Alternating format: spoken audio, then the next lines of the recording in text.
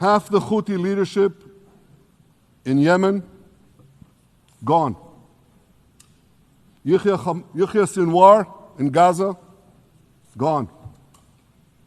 Hassan Nasrallah in Lebanon, gone. The Assad regime in Syria, gone.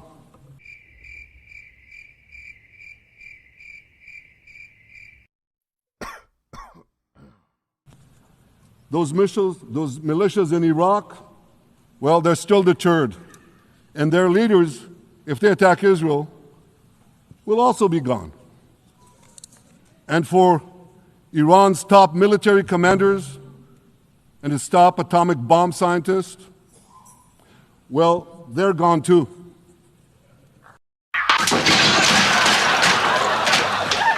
Did you see that? Did you?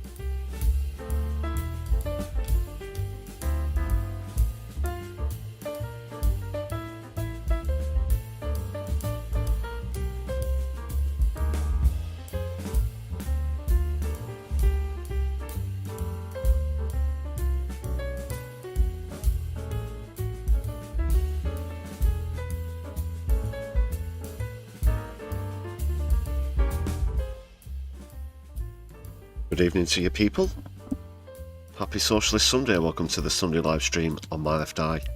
I'm your host Lefty. How's everybody doing this weekend? I think the opening video just froze a little bit there. Sorry for anybody who didn't catch the end. You got the gist anyway. Plus that video is in the latest content on the channel. Please check it out.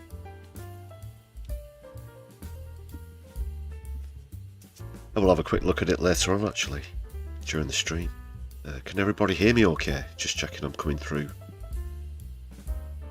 nice and clear.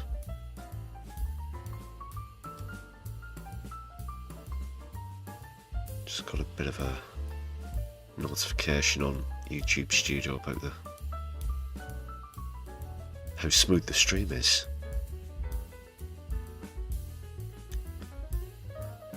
Is everybody receiving me? Check 1 2, check 1 2. Well, if you are, then make sure that you've hit the thumbs up button on the stream as we kick things off.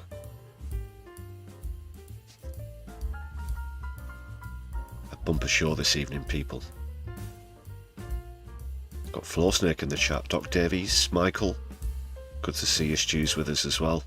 Graham Turner, thanks for joining us. Viva Viva Palestina. John Pullen, nice to see you.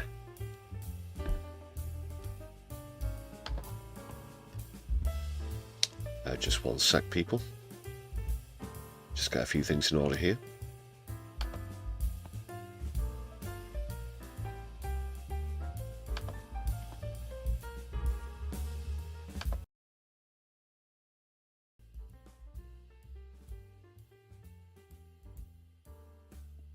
Yeah, just a couple of adjustments there. That should all be nice and smooth now. Smooth Sundays here on the Sunday live stream. And we've got Herbie Ranger and the Supersonics helping us with some smooth jazz.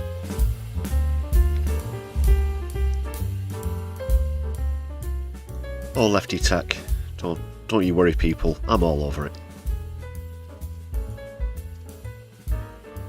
Michael particularly enjoying some there, I can see in the chat. I can't take all the credit, of course. We've got the chimps and the monkeys on board. Phil sometimes helps as well. He's non-verbal, but we have. It's not quite British British Sign Language, but we've worked out a hand communication system that somehow seems to be working. Up to now, anyway. But he's not medically mute. Apparently it is some form of protest. I just can't get it out of him. He refuses to write stuff down sometimes. Can be a bit of a prick. He is definitely real. So yeah, excuse might be just one or two minor technical glitches during the stream. That something. Maybe that was a wire or something's not properly. We do get these problems on occasion. I managed to iron through them as we go, though. This channel, this stream, is a textbook case of real-time management for anybody thinking about getting into live streaming.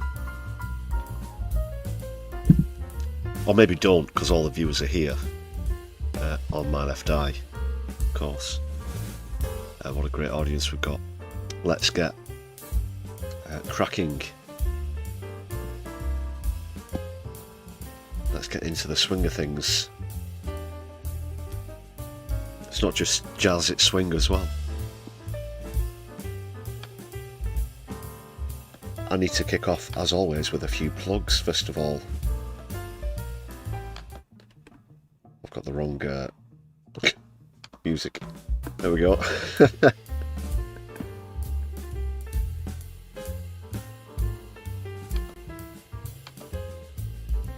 Let's just give a shout out to all the members on the channel.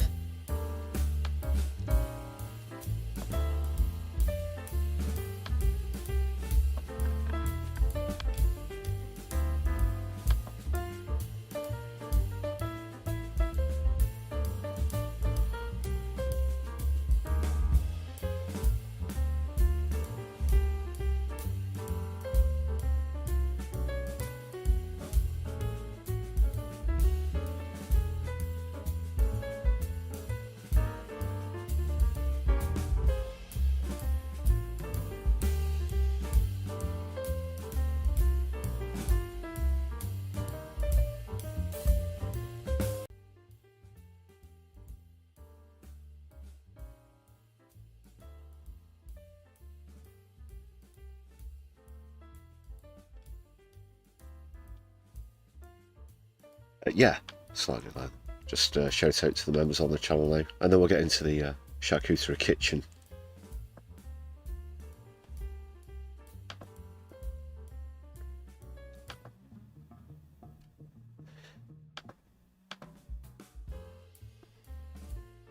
Few strange glitches here this evening, people. The usual. I did full system update earlier, actually. Full Windows update. Revelation. Use Windows. Davinia Robbins, great to see you, and also great to see you celebrating 14 months of membership. Wow, that's incredible. Thank you for supporting the channel for such a long time. I really do appreciate you being here. Good to see you as always.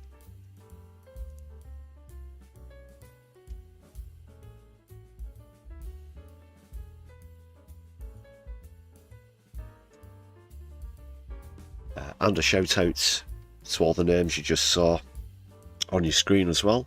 All the members on the channel, thanks for your support. It's just 99p if you want to join that list of incredible people, such as Davinia Robbins.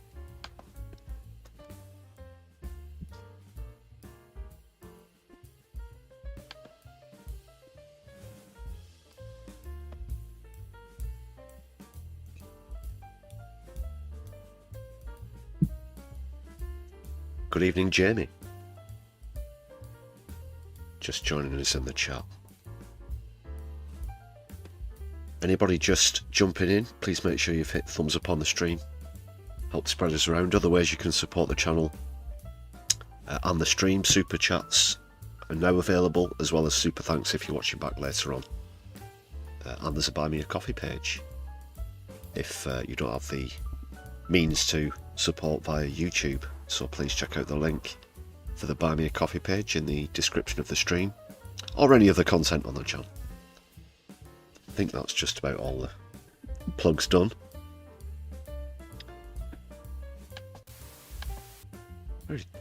There it is again. Do you see that? Weird. Strange things are afoot this evening. But, well, we are getting towards spooky season. Maybe it's haunted. You've not been opening any attachments on any dodgy emails by any chance, have you, recently, Phil? I don't know. You're not nodding particularly confidently there. No? Shaking your head? No? Can't make your mind up. We'll see. Weird. Okay, into the charcuterie kitchen we go, nonetheless. Dig in, people. Time for a late supper here on My Left Eye with Keith and Co.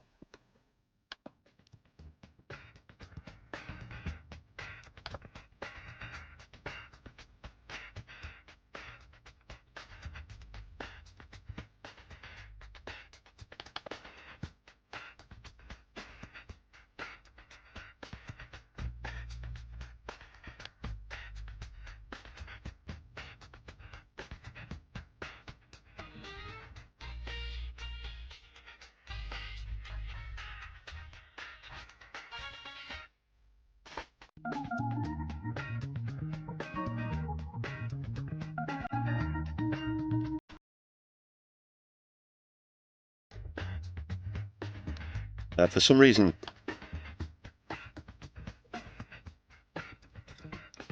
back again. Sorry about the buffering there. A strange mix of buffering and the video appearing sometime after the audio does. So far. But strange things have been afoot. Anyway, now that we're here in the charcuterie kitchen, grab a plate. Just, I don't know, avoid this bunch of fucking bastards. Sorry. But yeah, we will be getting on to Keith. Things aren't looking too good for Keith at the moment. Not that they ever are. His friends are going to be coming into this. There you can see Mandy and Epstein there.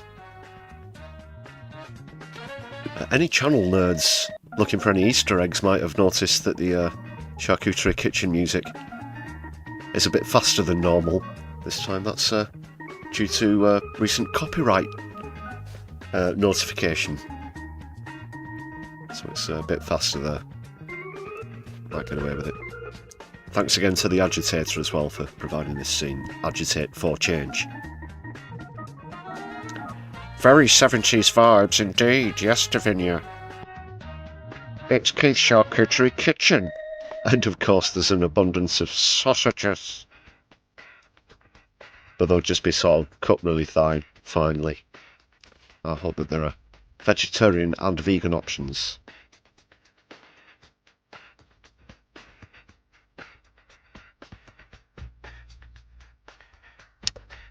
So yeah, Keith will be first to bat, so to speak, on tonight's live stream.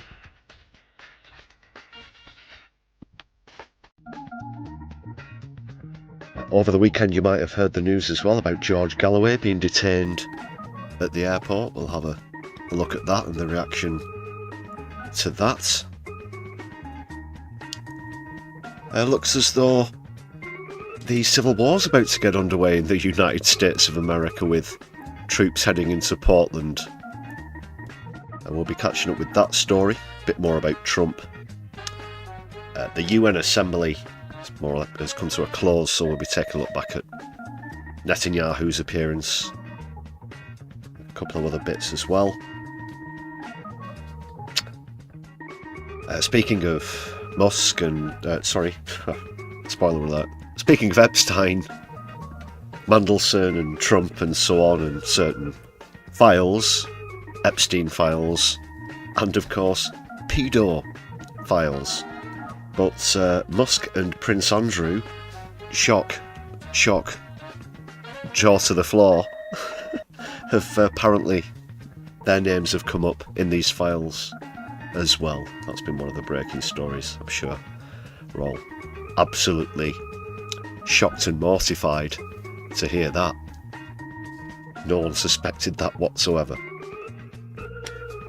So that's to come up, as well as the latest on Gaza, including the Flotilla, which is getting very close now. Probably within the next 2 days. It's probably around 350 nautical miles away at the moment. So that's not too far at all, people. More about Gaza. Now, who's missing from this picture from the charcuterie kitchen? But I'm sure would always be what. Perhaps he's up to something nefarious behind the counter that's behind Epstein's head. Maybe you can't see it. But Tony Blair himself. This is the thing, it's always the same faces. Mandy's gone out, so now Tony Blair's rearing his warmongering head again, and apparently fancies a punt at becoming involved with the transitional leadership as Palestine becomes recognised as a state. I would rather leave, let's say, the occupants of this party in charge of a creche. So more about that, as well as the latest polling, a few polls, one that doesn't look good for Starmer in particular, and another which shows the vast majority, it has to be said, of Britons opposing Palestine, beg your pardon, well it is Palestine, Israel's participation in Eurovision, as this thing gets deeper and deeper. The heat on Israel increases, so let's keep it up, people. Can we get some watermelons and flags in the chat as we go along? That'd be great as well. Might be doing a bit of hyping on the stream today. Yeah, apparently, overall, views on YouTube are down. I'll be honest, perhaps video, I know a lot of you who are watching this evening view our videos regularly, but when it comes to appealing to new viewers and a wider audience, it looks as though September's not been a great month for YouTubers. Quite a few of the big names are trying to work it out. It still remains the second biggest platform on planet Earth, though. That was a bit of a tangent. My main point being, just do whatever you can to keep up with content on the channel. Perhaps go back and watch one of your old favourites or two. I've seen from recent channel analytics that a few of you have been going through the archives. Do appreciate that. And we do appreciate the flags and watermelons in the chat. There you go. Solidarity, people. Viva Viva Palestina. Yeah.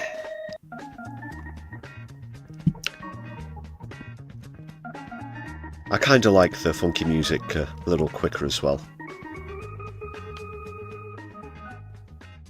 Oh goodness, is that the time? Right, sorry, you're going to have to excuse us. Keith, Mandy, Jeffrey, ladies, we do have other things to get to, but we'll be joining you back later on. Now, you don't get up to anything nefarious while we're away, whatever you do. Bunch of fucking weirdos. Okay. See you later, Keith.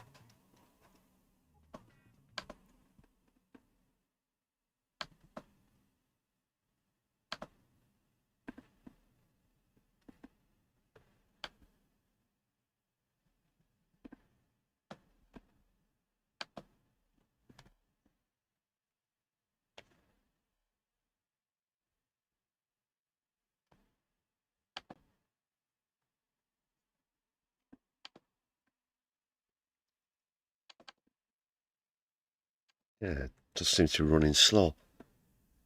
A bit of buffering here again. Don't know if you can hear it. The music appears to have cut off. We've got a bit of buffering on the studio.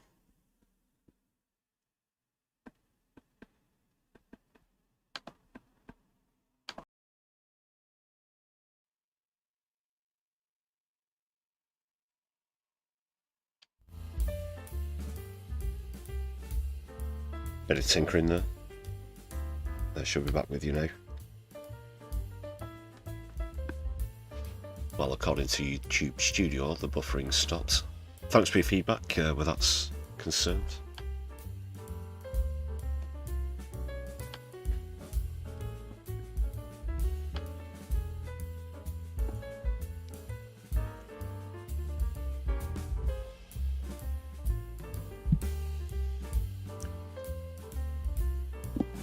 Flo. No, I wasn't referring to any of you good people. I was, of course, referring to the, well, mostly the attendees of Keith's Charcuterie Kitchen. Mostly the male attendees.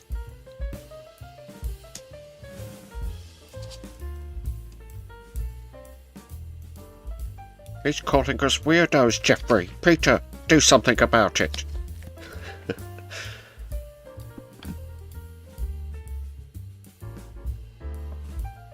Okay, speaking of Keith, it isn't looking good for Keith. This week, the ID cards thing has immediately blown back in his face. Let's be honest, I don't think it's ever going to happen. I agree with the majority of people, and as we pulled on a recent stream, that this will be his poll tax moment. The only difference being, of course, they eventually managed to get poll tax through under a different name, under the guise of council tax, but I don't think anything will ever come of this.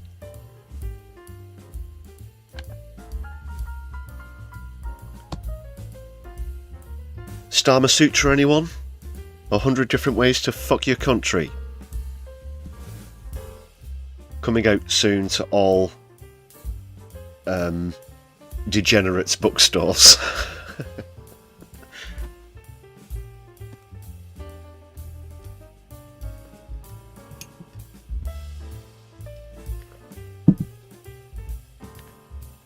Me and the missus are currently up to number 26, which, oh my goodness, it blow your socks off, mate. Don't mention those Ukrainian rent boys. Where was I? Not a great week for Starmer, as I was saying.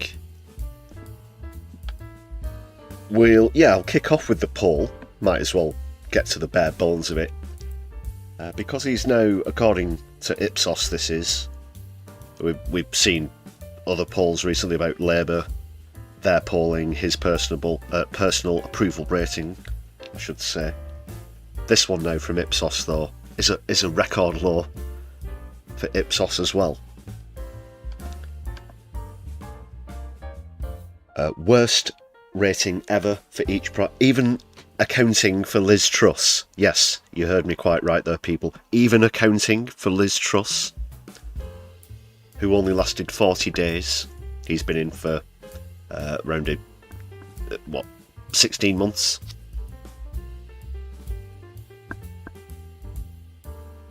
And not going great guns. It's there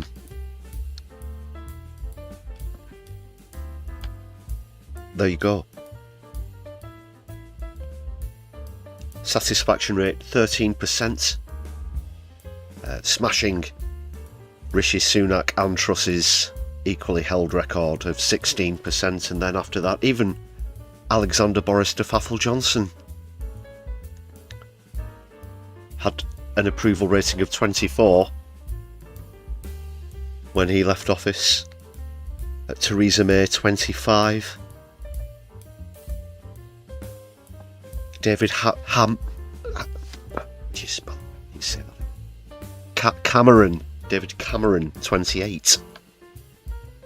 Gordon Brown 21. Tony Blair 23. These are it's shite, isn't it? This is awful. Even John Major, even he had 17%. We nearly went out of the European exchange rate mechanism. Because of John Major. And he's higher than Starmer. Thatcher, arbiter of poll tax, as I said, plus many other miseries poured onto working class communities during her tenure, mostly through the 80s, from what was 79 to 90.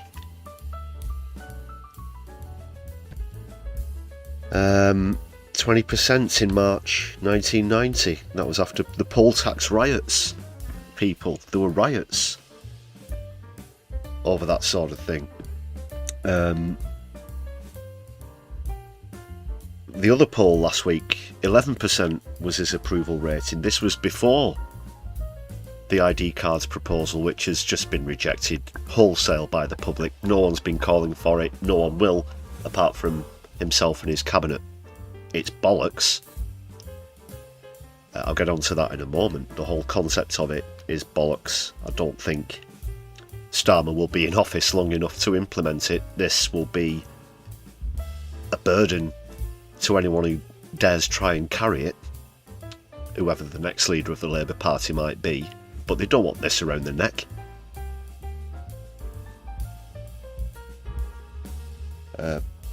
Because if Starmer was polling at an 11% personal approval rating and a 13% satisfaction rating on this Ipsos poll we can see now, then would you put it past him to be the first Prime Minister in history to get down to single figures for a satisfaction or approval rating respectively?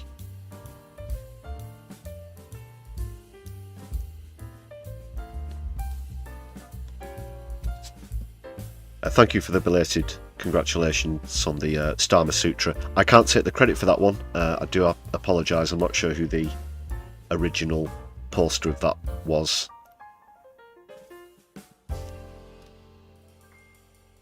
I always try and give credit where it's due, but I do want to hold my hands up and say that that's not an original My Left Eye production. Picture production. Oh, yeah, rehearsals and equipment. Are you surprised? I'm not surprised.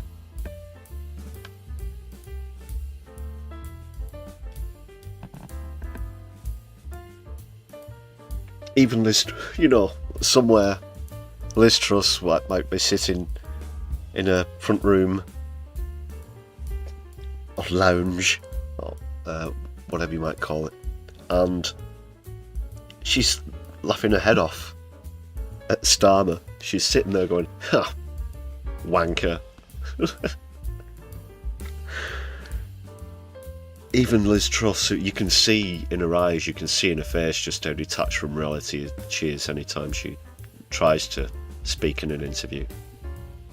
Even she has bragging rights over Starmer, where polling's concerned at this point. Phew. Really got Truss off the hook as worst Prime Minister in terms of ratings ever.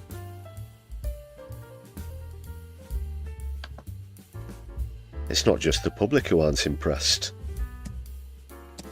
Let's hear from Sharon Graham now, who's the head of the Unite Union, who are the biggest union in Britain and formerly one of Labour's largest contributors, but the times they are a-changing, as you're going to hear from Sharon Graham. I mean, we are affiliated to Labour by rule, and, when I was elected, I said there'd be no more blank cheques for Labour.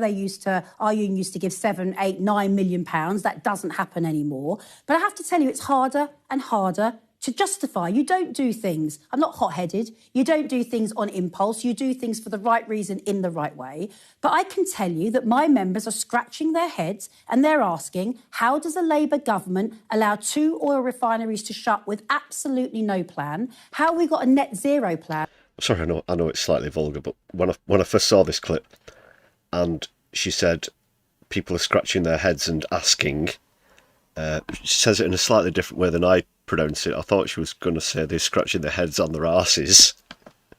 But just go back. In the right way. But I can tell you that my members are scratching their heads and they're asking, how does a Labour government allow 2 oil refineries to shut with absolutely no plan? How have we got a net zero plan that has workers at the end of the queue? Where is the plan for workers? Where is the transition? Where is the money? And so for my members... Yeah, on a more serious note though, Sharon Graham's been head of Unite long enough now. Took over from Len McCluskey, of course, was that about 2 years ago now, maybe going on 3 years ago. And just the dissonance between Unite and Labour is ever increasing.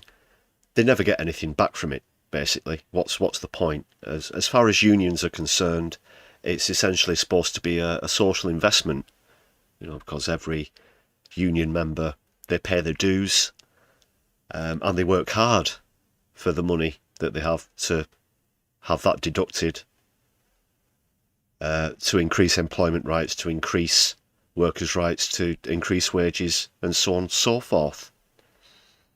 But they're getting less and less back from the government. All we ever hear from Labour now, when any sector goes on strike, is the vilification of the people who are picketing, of the people who are on strike, and they label it student politics and all this other bullshit. There's just so much, like I said, separation between the unions and Labour now. It's it's Lionel, isn't it, really, at the end of the day? This party was founded on workers, the working class, and unions, and now look at the state of it. Whether it's public sector workers all the way through to defence, are asking what is happening here. Now, when that question cannot be answered, when we're effectively saying, look, actually, we cannot answer why we're still affiliated, then absolutely, I think our members will choose to disaffiliate. And that time is getting close. How long has Keir Starmer got before you make that decision? Well, look, I don't think it's about what we're doing. I mean, in a sense, our members will make that decision and we'll have that discussion. But I tell you what I do think. The budget is an absolutely critical point of us knowing where the direction is going to change. If that budget is Samalina and it's tinking around the edges and we come up with a little bit here and a little bit there, but substantively there is not the money to change our society as it needs to be changed. Well, it is going to be Semolina, as Sharon Graham described it there. A big old pile of shite is another few words that I'd use to describe how I anticipate it coming up. I mean, look who's going to be putting this out. Rachel Reeves, who's been suspiciously quiet of late as well. Probably not having too much to brag about in the upcoming autumn budget. I'm sure that if there was, then we'd be hearing what it's going to be about at the Labour conference. We'll get onto that later. We've not been hearing about that. Well, that's certainly not come across my desk this weekend yet. But there is something else that was brought up and announced at the conference that I'll be getting into. But nothing about the budget. It's going to be awful. Even worse than just a few bits of trimming around the edges. I think we're just going to be hearing difficult decisions, tough choices and difficult decisions all over again. And we've discovered the black hole was even bigger than we thought. Oh, so, excuse me, Ukraine and Israel are on the phone. Yeah, you can have us. Yeah, just help yourself to as much money as you like. Yeah. No, we'll get it from the... No, we're not going to tax the rich. Don't worry about that. Okay, yeah, talk to you soon. Yeah, love to the family. Bye. And that's the way it goes. Those fiscal rules need to be changed. Other countries are doing it. We should stop dancing around our handbag and do that. If that budget is essentially nothing, it's insipid, I think we've got a real problem on our hands, because without the money to make the change, then nothing is going to change. But I'm not going to use the word ultimatum, but what you are saying to the government is you need to see a change of course, or else you, as a union, have to reconsider, if you like, the automatic support. Yeah, they do. I think that one of the worst parts about this in its entirety is if Labour are willing to shirk the unions, then where does that leave them? In terms of finance options, they're not going to get a lot out of memberships, because that's down by literally hundreds of thousands whilst Keir Starmer's been in charge. So then he has to look to private donors. He has to go cap in hand to the likes of Lord Sainsbury and all of these other people. Dodgy donors, foreign donors. Tories in Red Rosette's time. We saw what happened with them, Russian donors that Johnson was involved with, just dirty money wholesale across the board, because that's the only option that he's got, and all they're ever going to want in return is the same as they've always wanted, which is contract benefits and tax exemptions and subsidies. So the people, the working class, are increasingly excluded from Labour's financing, and that only tells you which direction the politics is going to continue going. That you've always had for Labour?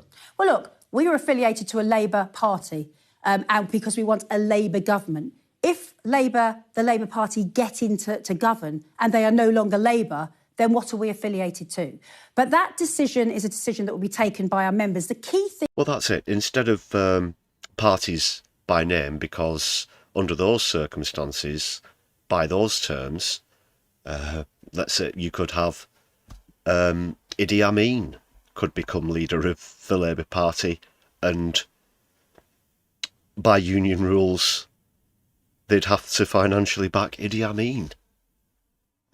But instead, if you said someone who is a proven democratic socialist, for example, which is that's the the main area of the political spectrum that you're looking to appeal to, that is what the Labour Party is supposed to be about.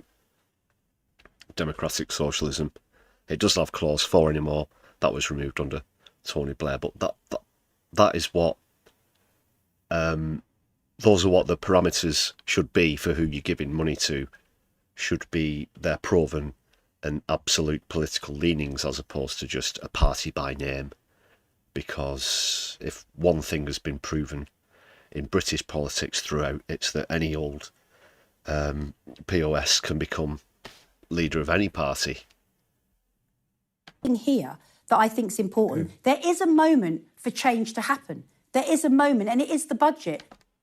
So it's all about the budget as far as Sharon Graham's concerned. If there is any sort of, as Trevor Phillips was asking, the ultimatum about the time they're going to give to Labour to turn things around, I wouldn't hold my breath if I was Sharon Graham.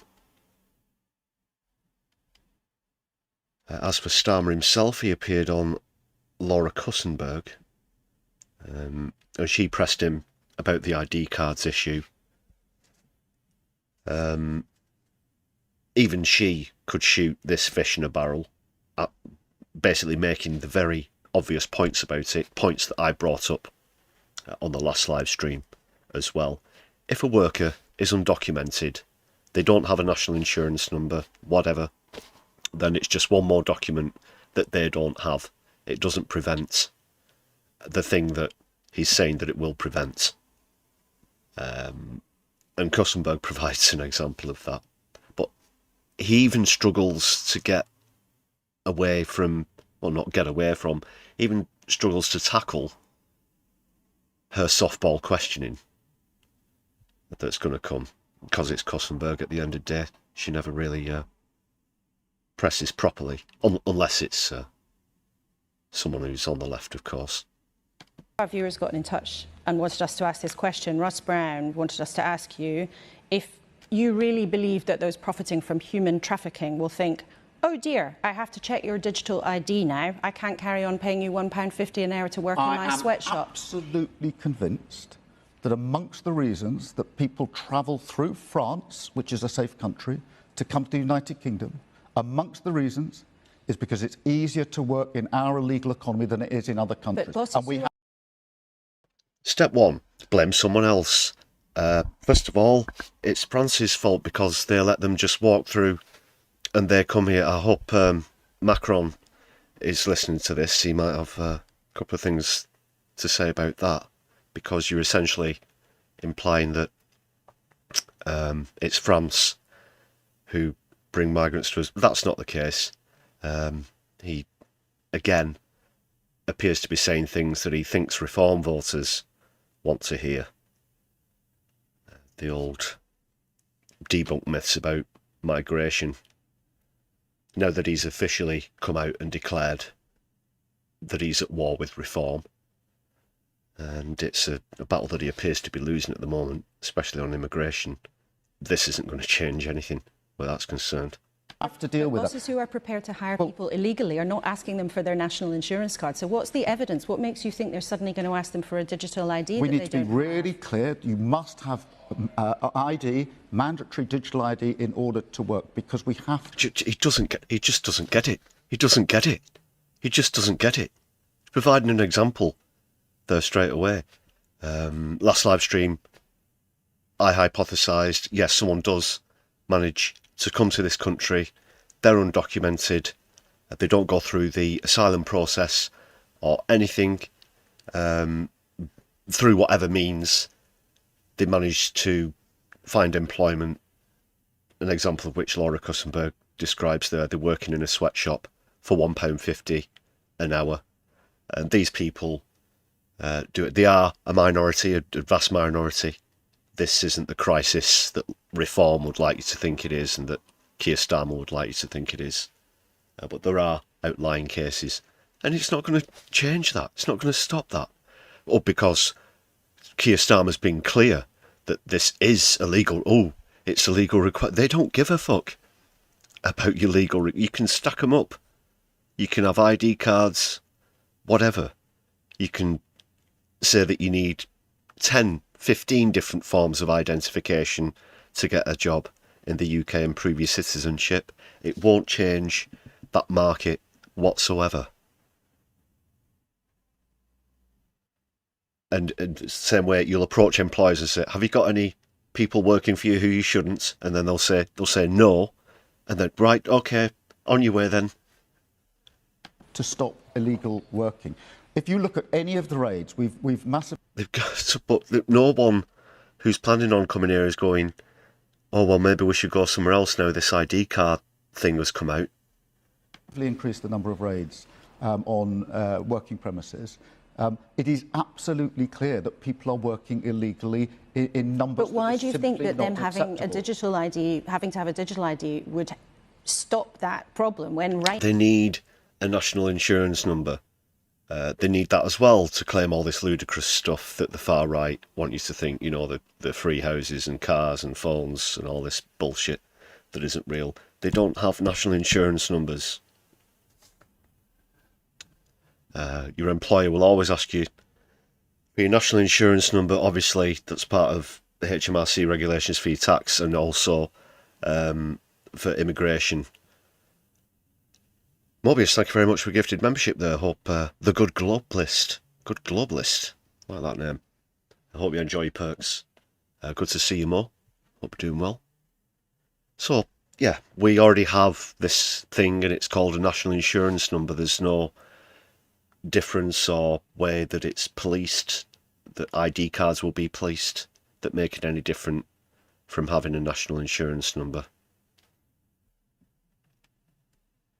now people are meant to have a national insurance? All he's done now is increase what is going to be fraudulent documents as well. Number and card, and if they're not asked for that, a boss is willing already to break the rules. What's the difference going to be? Well, the difference is this is on point of starting, not a retrospective exercise as it now is. It is an automatic collection of the information by the government, so we know exactly who is working in our economy. They already do that. They already do that. When people want to work somewhere, that already happens. That already happens. And it will help us enforce the rules that are there. But there's no point people saying to me, why do we need it, when we all acknowledge there is a problem? People are working illegally. No, I don't acknowledge the problem. I don't acknowledge the hyperbole over migration, and I certainly don't reject that even if we had one. I certainly reject that even if we had one, that ID cards would be the solution to that. If he thinks this is going to be some sort of ace up his sleeve where the battle against reform's concerned, he's unfortunately, tragically mistaken. Goodness me, Keith.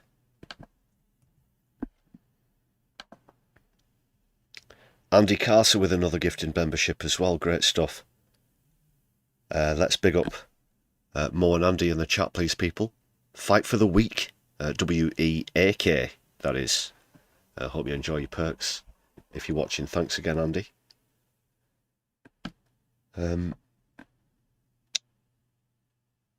So we can't put Starmer's lack of it's not teething problems or whatever. He's well over a year into his tenure as Prime Minister. Despite everything he's tried, he's just slumped further and further in the polls, as we've seen. And at one point in this interview, Kussenberg asked him, suggested to him, that he's the problem, which can't believe. Again, I'm nodding in agreement with Kussenberg, but that just proves how bad Starmer's gotten. The jobs in the Clyde for 15 years are going to change lives. But, Prime Minister, if people in your party and the public, which we can see through the polls, look at that list and look at you and think, we don't have much faith in that. We don't have that much faith in what this man is doing on our behalf. What if, Prime Minister, the problem is you? But Laura, I will be judged at the next election on 3 things, I think. No, you will not. No, you will not. You will not make it to the next election. Your autumn budget's going to be a disaster. You're going to take an absolute hammering in the locals. There will be a move against you by the other careerist vultures in your party by June 2026. I guarantee it, people. I guarantee it. They're not going to judge Keir Starmer at the next election. He's going to go on and on about, well, he's going to go on about a mandate in a moment. He thinks that guarantees him 5 years, but he's obviously not been paying attention to politics recently, seeing as we had 3 Tory prime ministers in one term. More than anything else. 1, have we improved living standards? Do people genuinely feel better off? No. No, they don't. 2, have we improved public services? Is the NHS in a better place and people can feel it? No. West Streeting wants to sell it off to private medical companies. He's not turned the NHS around at all. And 3, do people feel safe and secure in their home, in their neighbourhood, and that their country is secure? Generally, yes. And if they don't, then it might be because of this ridiculous hyperbole and the flag shagging that Starmer's perpetuating and the way he's pandering to the far right. So do you feel... I mean, really, you know, do you feel safe in your... Do you feel your country's safe?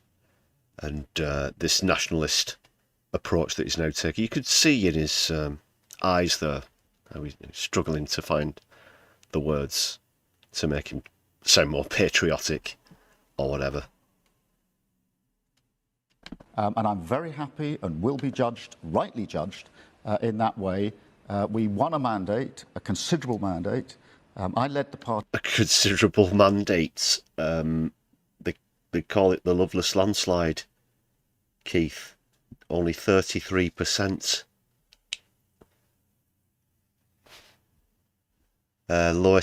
Second lowest turnout in history as well. No, that wasn't people calling for Starmer, that was people rejecting the Tories. And he just walked into an open door.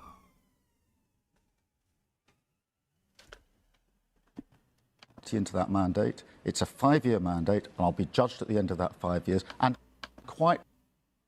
Yeah. He's not kidding me with that. 5 years. No. He'll be out by June. He'll be out by June.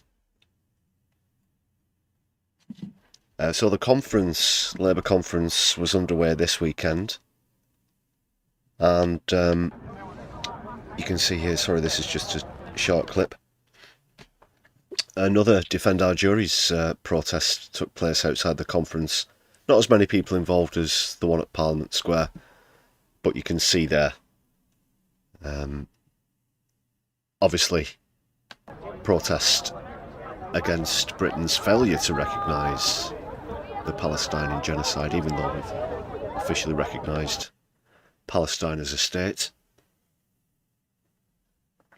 But still a good few people, a few hundred people, I should say, I think, down there. Wanted to try and make it to the conference myself this weekend at some point. Unfortunately, didn't have the time. There were a few things I had to be back over here for. So couldn't make the trek over to Liverpool, but just wanted to point out that people aren't happy outside the conference. As far as what went on inside, take a look at this. It's quite unbelievable.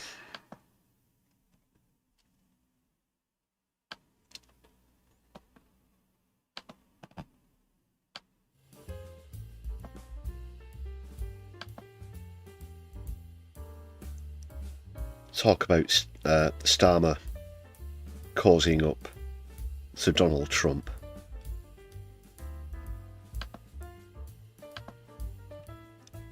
Gonna have a look at this article.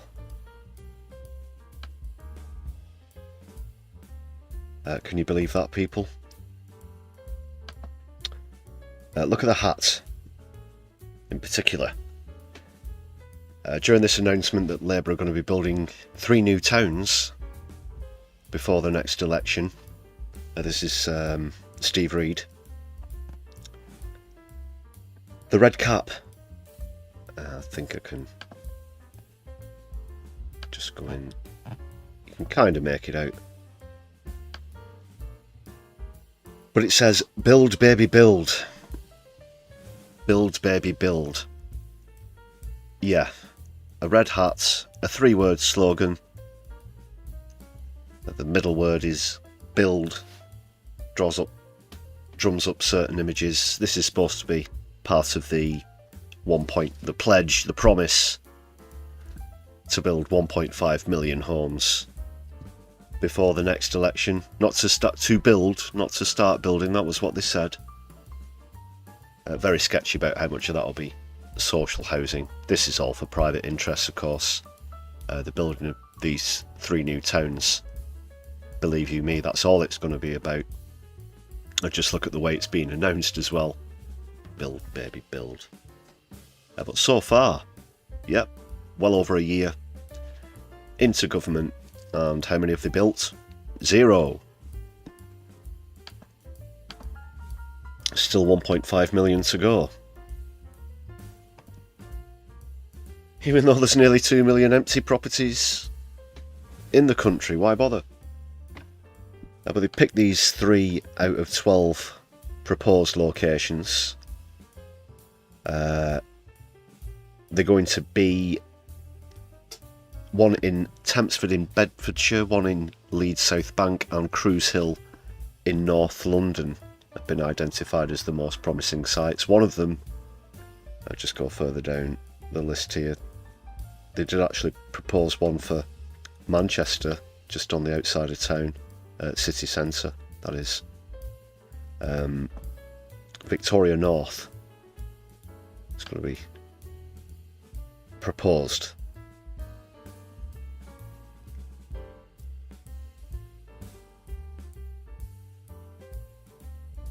But, you know, he looks pretty pleased with himself as well in the picture. But he must have been up all night, you know, thinking, we'll get a red cap. Build, baby, build. Oh yeah, we're Democratic Socialist Party. People are gonna... We are the left, honest, wink wink. People are gonna go crazy for that. We won't get into any debates about the position of the arm. That's just a picture.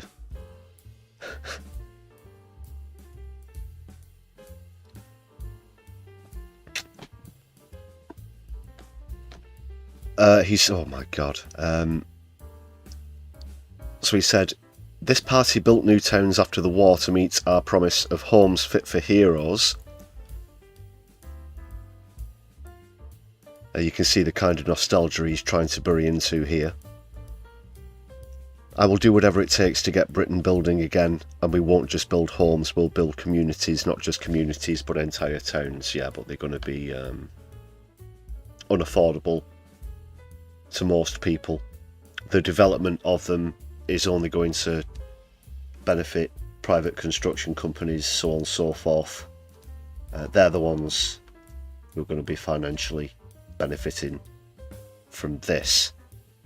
So they're not going to say, you know, we're going to build these 1.5 million homes and there's a rent cap. There's this new rent cap, and they'll make it like really, really reasonable for, say, you know, 2, 3, 4 bedroom properties and single bedroom studios, whatever. No. These are mostly going to be homes for sale. And again, the housing market's just ridiculous. The fact that there is a housing market is ridiculous as far as I'm concerned. Housing is a human right, not some sort of commodity to be benefited from. And it's that market and estate agents alike that keep driving these prices up. And there you have it.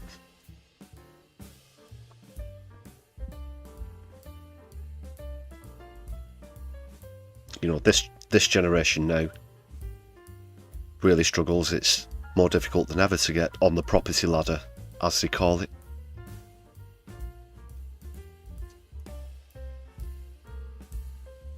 And that language that they use just goes to show that it's a commodity, that it's, you know, invest in bricks and mortar, get on the ladder. So it's, you know, get rich, get a house, or get fucked are the options that young people are left with.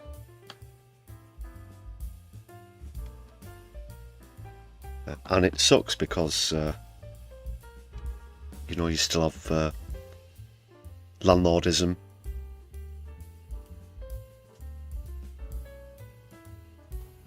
A lack of regulation. And so far that appears to be the big policy. That's all that they've announced, like I was alluding to earlier with the budget coming up. If there was going to be good news in the budget, you'd be hearing about it here first. They'd be giving hints and trying to hype themselves up about what a good job they're doing. Let's not forget that that's what conferences are all about. At the end of the day, is for them to let people know where the party's going, as well as brag about previous achievements, but they're empty-handed.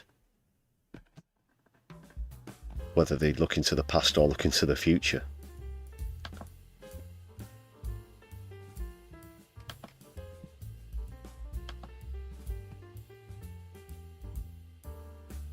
I've been thinking about doing an updated video of one I did shortly before. No, it was some time ago actually. Shortly after, I should say, they got elected. The So Far So Shit. I've noticed that one's had a few views recently, so might do a few updates on that. I think it'd only been a few weeks at that point. And well, it was an easy call, as long as you got your head screwed on properly, but we did call it. My left eye sees all. Mwahaha. Have you heard about any other policies that they've announced or anything? Let me know in the chat, please, people. But that appears to be the main one that has been mentioned so far.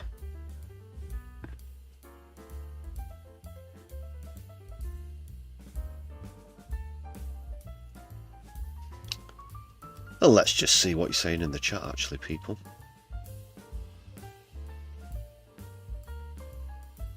Good idea though, Graham. Yeah, there are organisations who call for the renovation and reclaim of unoccupied houses at the moment. There are so many in London, a lot of cities. There are lots here in Manchester and other areas of the northwest as well. It's a lot cheaper, it's a lot quicker than building from scratch. You're going to avoid any NIMBYism, and obviously housing projects, if you're building full housing estates, can take some time and cause local disruption with the construction and so on and so forth. There's also the environmental factor. It's a lot more beneficial to the environment to reclaim and renovate. Good point, Graham.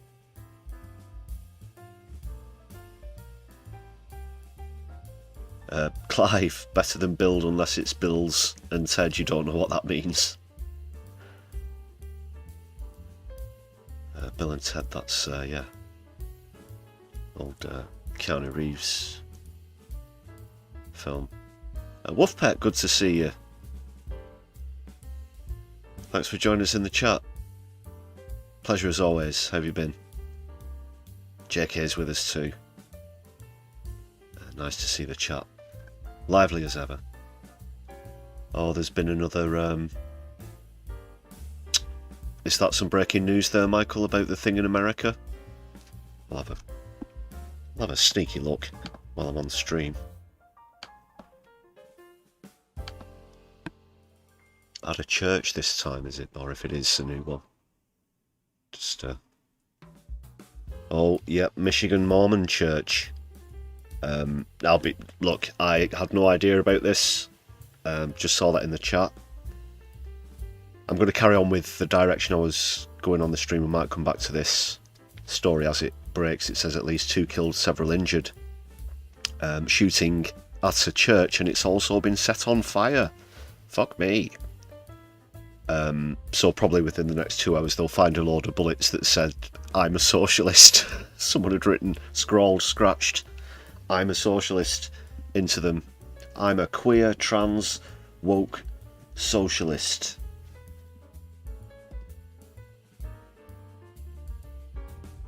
On a clip of 5 bullets. We'll be touching, actually, speaking of which, about engravements on bullets, more on Charlie Kirk to come up on the stream as well. My Left Private Eye, bringing you the latest revelations and insights and suspicions. It's not tin hat stuff, should point that out. Thanks a lot for highlighting that breaking news in the chat. We might come back to that. So that was in Michigan. It's a Mormon church. That's the Church of Latter-day Saints.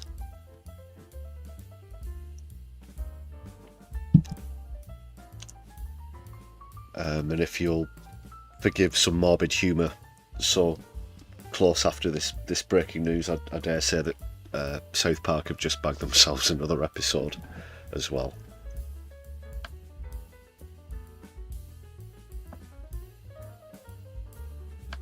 Dark humour. But if you've not seen the latest one with... oh, it's brilliant, actually. Speaking of South Park, just before I move on. Sorry, I've still got a really chesty cough. Sound like an old man. But, yeah, they get into Palestine, Gaza, Israel. Sheila Brovlovsky, who's Kyle's mum, gets brought into this as well. She wants to get to the source of why so many people are asking or bringing up the topic of Gaza and Palestine with people in America, with Jews in America, and it goes on from there. There's a few other really really pushing it this season. The side plots about Donald Trump being married to Satan, and Satan's pregnant with Trump's baby, but J.D. Vance apparently is essentially trying to do his best to ensure that the pregnancy doesn't follow its natural course, if I can describe it that way. But it's a brilliant episode, especially spoiler alert, but not giving too much away. You get to see Sheila Brovlovsky really leaning into Benjamin Netanyahu in the episode. Really good stuff.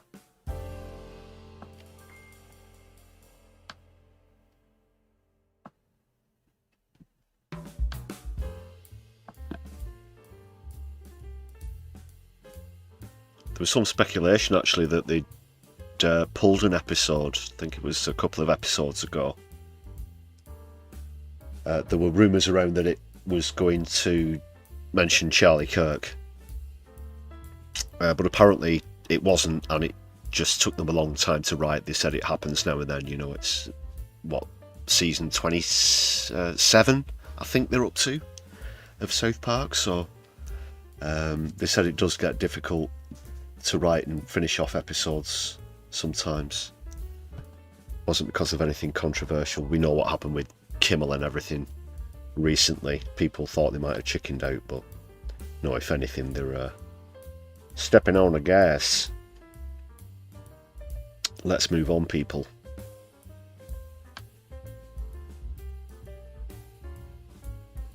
Yeah, I want to play this video next, which sums up the story in itself. Because you probably heard George Galloway, who's a member of the Workers' Party of Britain. He was briefly, recently, the Member of Parliament for Rochdale, after he won a by-election the other year, but didn't hold on to his seat after the general election. He's been detained.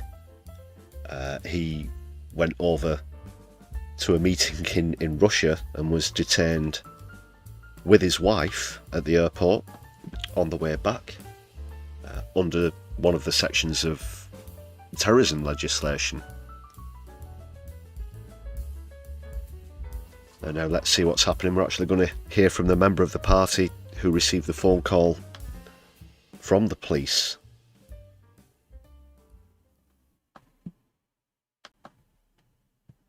So this is Imitaz Ahmad. We've all seen the shocking news yesterday about George Galloway and his wife Gayatri getting stopped and detained at the Gatwick airport. Now, I was the person the police called early in the morning, and it was quite a strange call. The phone rang, it was a withheld number, and the police man said, "We have someone detained here, and they've asked for you to be notified." It was never on the radar it could be George or Gayatri till he mentioned the name. But from that moment onwards, the police was completely unhelpful. They wouldn't provide any information. They wouldn't let me speak to them. And we immediately instructed lawyers, and the lawyers struggled throughout as well. Now, this is nothing other than politically motivated intimidation. It's nothing but to curb civil liberties and to weaponize the Terrorism Act. How can it be that a guy who has spent all his life, all the way from the apartheid in South Africa to the stop the war in Iraq to the genocide that's ongoing, be charged with this, yet we lay out the... Yeah, I don't agree with everything George Galloway says politically. Certainly agree with him on the issue of Palestine. If you pull up some of his clips historically as well, a great deal of what he had to say about the illegal invasion of Iraq is on point. Where trans rights and environment are concerned is where I distinctly disagree.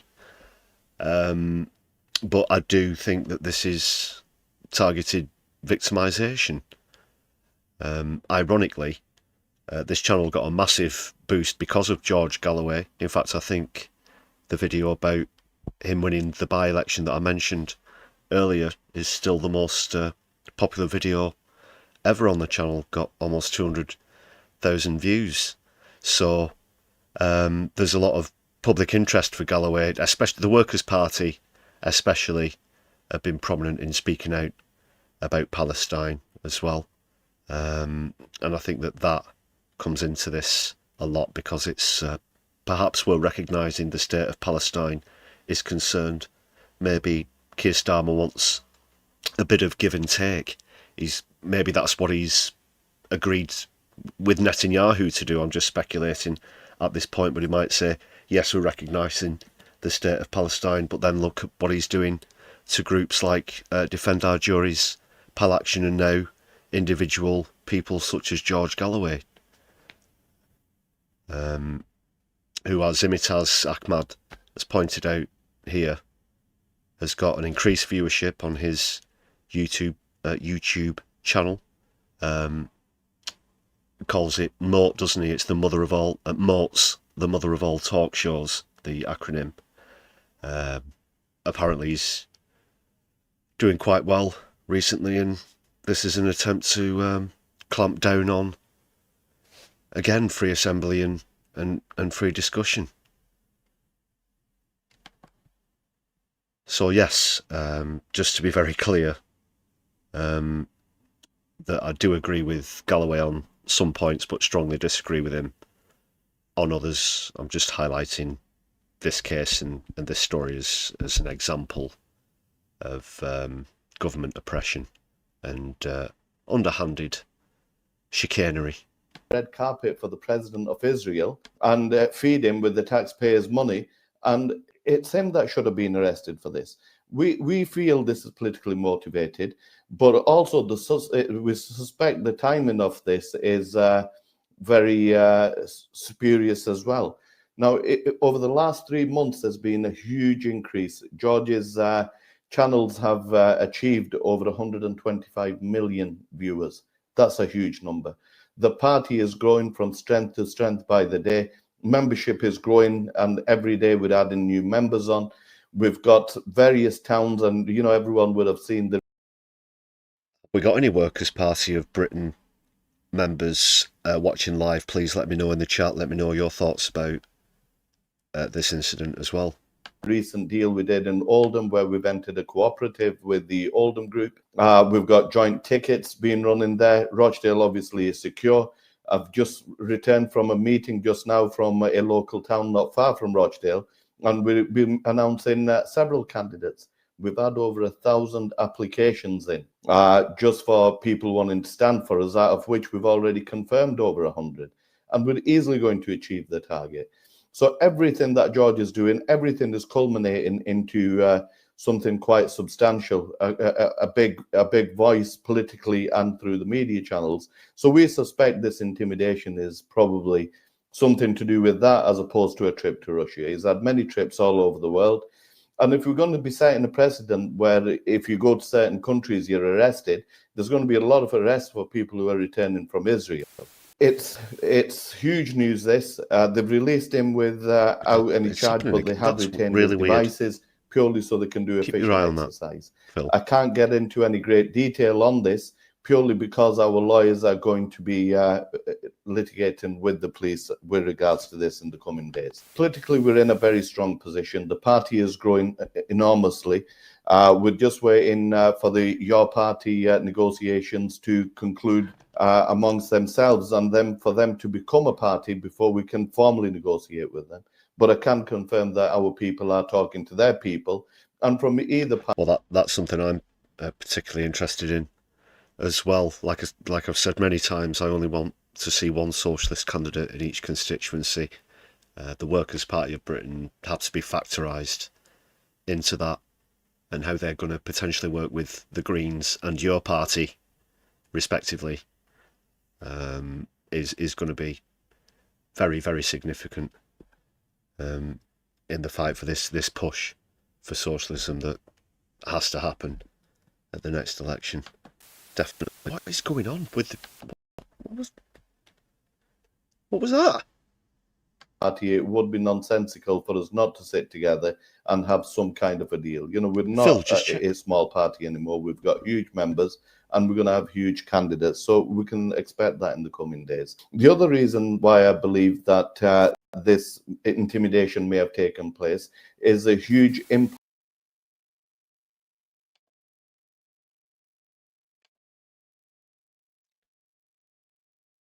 Yep, we're back now, I think. In some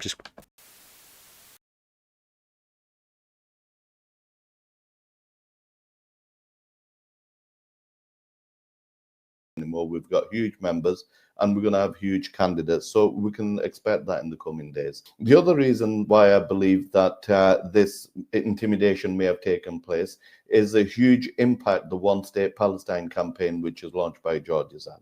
It's a huge thorn in people's sides, and we've got thousands of people who are engaged on this and willing to volunteer. And on the 11th of October, we will be having a block protest in London, and it's going to be huge.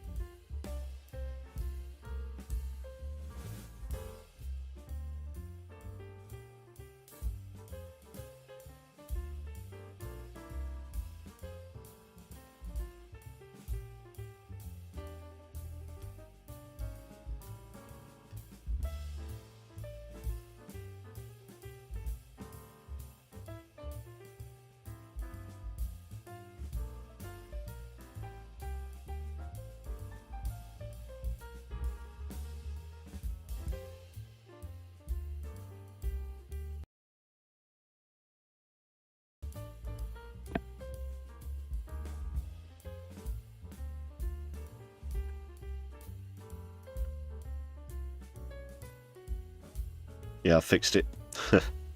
Haha! Overcome any technical challenge. It's a bit of a weird one, this. It's not the usual broadcast software problem that we get. I will look into it. See, there it is again. But I will look into this, so apologies for the technical difficulty. As you can see, we're experiencing a minor technical difficulty here on My Left Eye.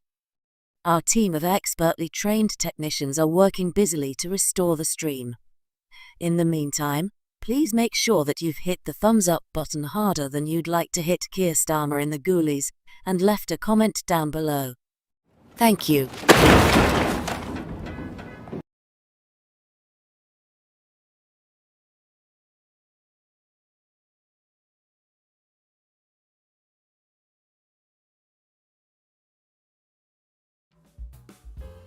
Yes, thank you for your cooperation and your patience. Always appreciated. Going to move on swiftly. Sorry about the brief delay there. And yes, this thing with the swans. Did you hear about this thing with the swans? There it was again. The thing with the swans and Nigel Farage saying that all these apparently migrants are going around royal parks. Is it Phil Morehouse who got in the background? You stay quiet, Philip. Well, you do that anyway. Yeah, so I was about the...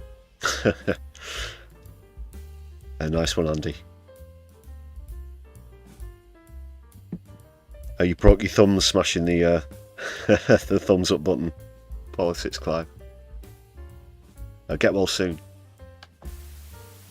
What's that? What did that say? This is really strange, Phil. You just you keep looking into that. I'll get into the thing about the swans. It should be okay, people. Don't worry. Something's not right here, Phil. Yeah, different from... Oh, no. Phil, it's a hack.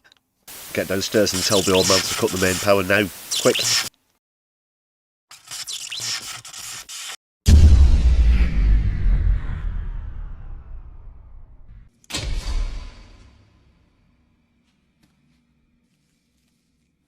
Hold on to your butts.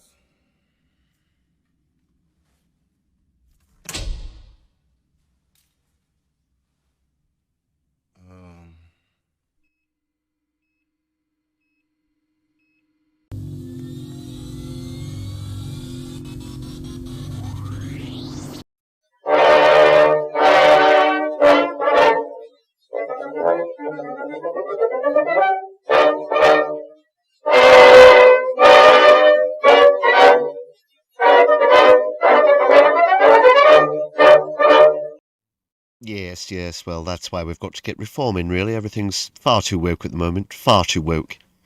You're listening to the You're Right Here podcast, live with me, John Wright, and joining me in the studio today is Stop the Boats campaigner, Alan Gammon. Good evening, Alan. Good evening, Rotsy. Thanks for having me on.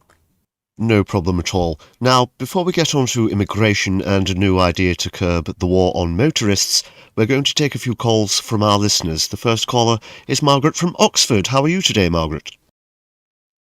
Good evening. I'm not bad, thank you, but I'm very concerned about what I read about these Eastern Europeans eating all of our swans.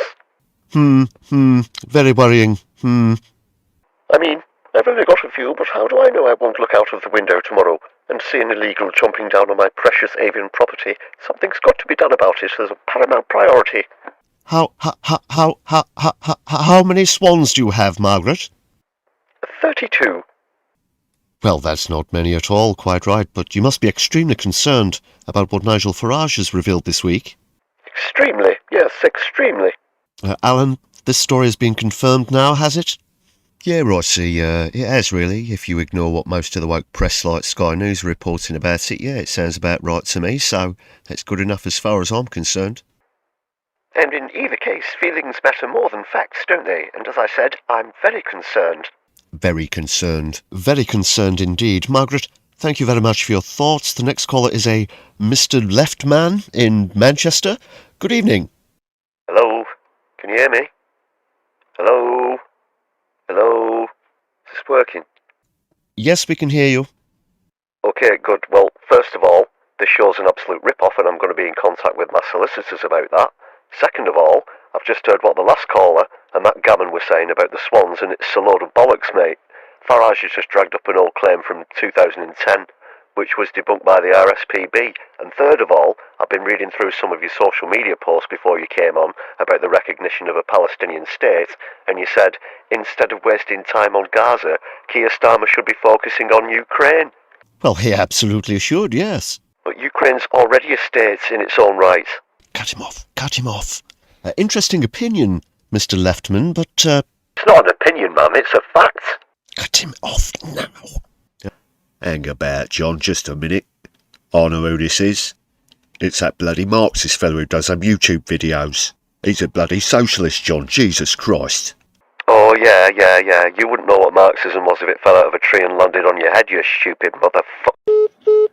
Oh dear, we seem to have accidentally lost the line there. We're going to have a word from our fossil fuel company sponsors now, and then on to the big question of the week.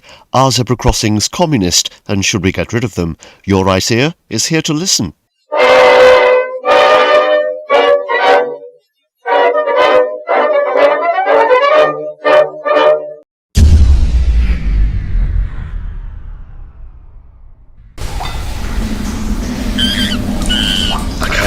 Bastard thing down here, Phil.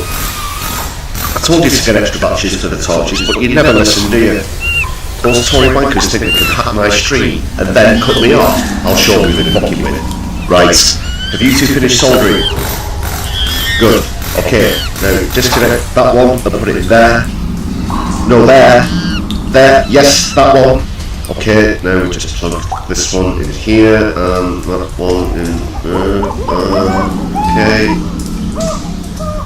Reboot!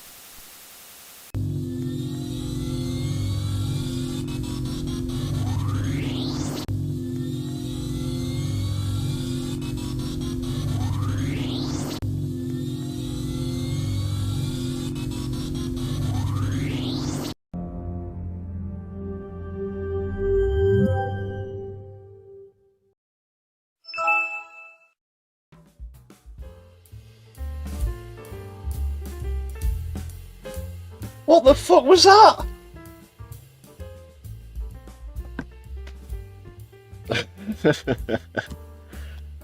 Yeah, if there's a record for longest setup for a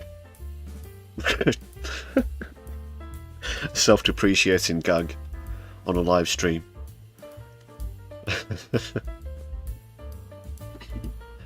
Hope you didn't mind that. But yeah.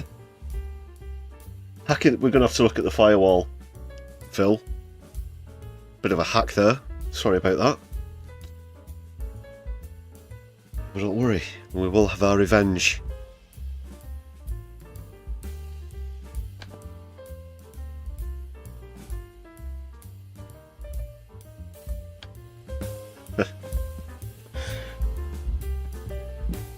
Your right ear? Your right ear?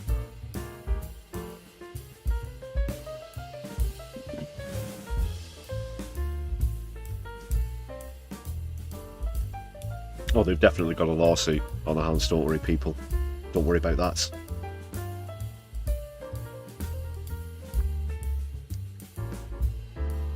Yeah, sneaky fish, these cyber attacks are getting out of hand. It was Marks and Spencer's and the airports. Jaguar Land Rover, I think as well, was it?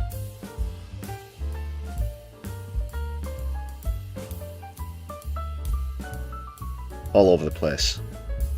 Oh, don't worry.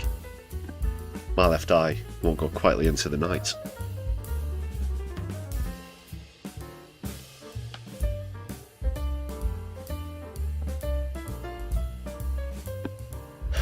Right. See where we're up to.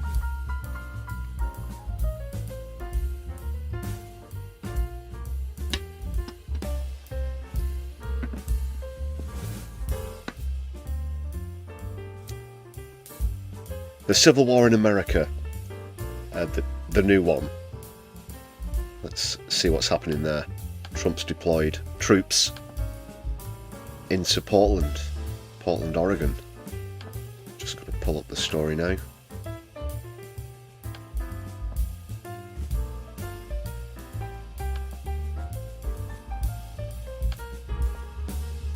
But this could be it. This could be where it all kicks off.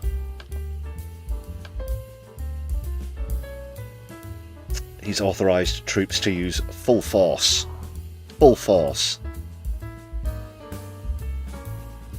The governor has responded that Trump does not have the authority to deploy the troops.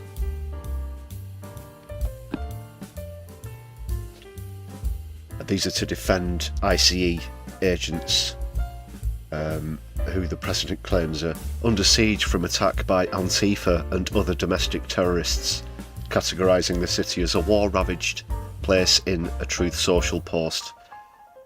It doesn't show the post here, but I'm sure it ended with, "Thank you for your attention on this matter," but not in a dumbed down Yorkshire accent, of course. Don't know where that came from. The latest move has drawn pushback from Democratic lawmakers who said there was no need for federal troops to be deployed to Portland.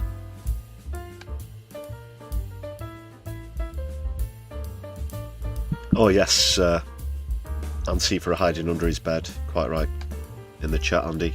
They're in his cupboard. They're everywhere.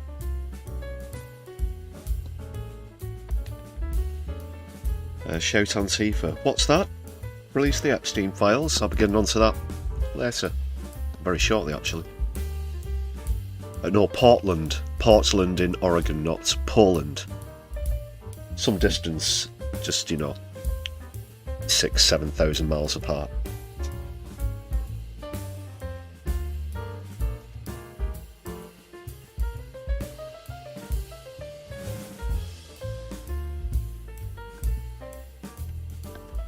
I noticed that interference has stopped. I think did some pretty good work down there in the basement today. Really solid effort from the chimps.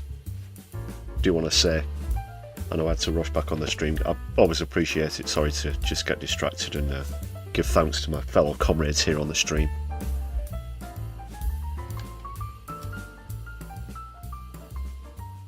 Even whilst we were gone, Herbie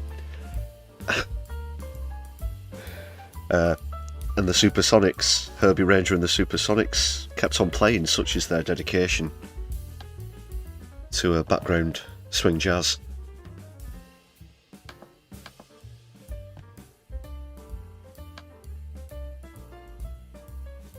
Back to the story. They also added, there's no national security threat in Portland, which is true. This is just authoritarian bullying tactics from Trump. Our communities are safe and calm, said Governor Tina Totek. She also added any deployment would be an abuse of power and said she was working with Oregon's Attorney General Dan Rayfield to see if any response is necessary. Sue the balls off him.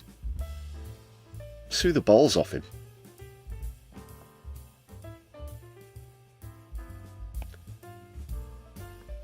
I always bring this up when I say things like this happen. This is quite unprecedented. But as much as gun lovers will argue about their amendment rights, they'll always bring up the fact that they're necessary so that a population can arm themselves against a tyrant.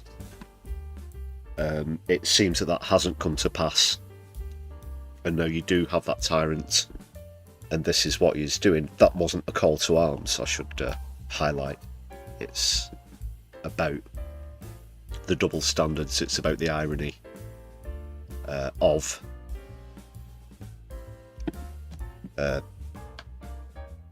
those who argue for gun ownership.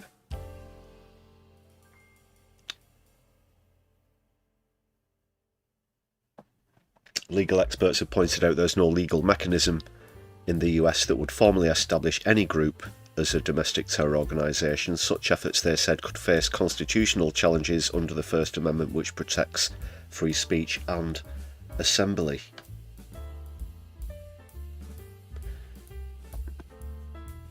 Long story short, a lot of these ICE raids don't happen.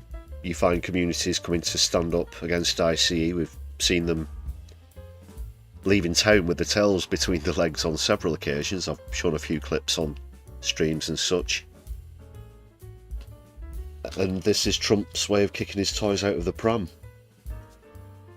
And there's only one way that authoritarians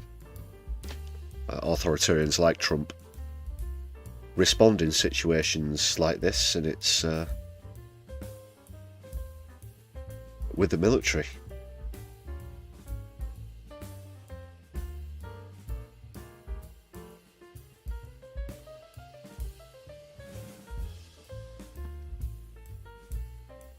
Earlier this year, Trump deployed National Guard to Los Angeles and Washington, D.C. Federal agents are expected to arrive in Memphis, Tennessee next week.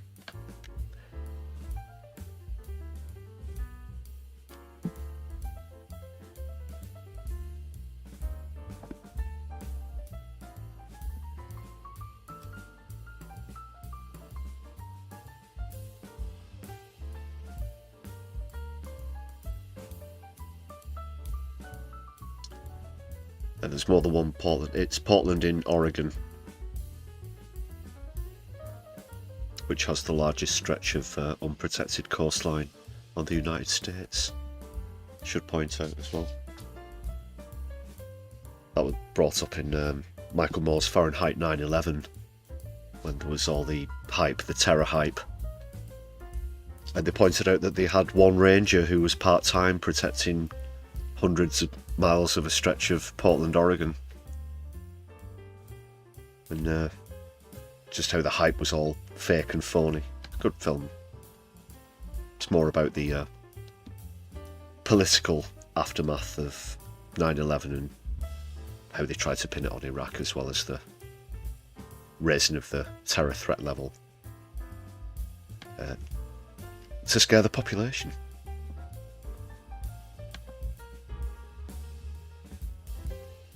So at some point, something's got to give, really.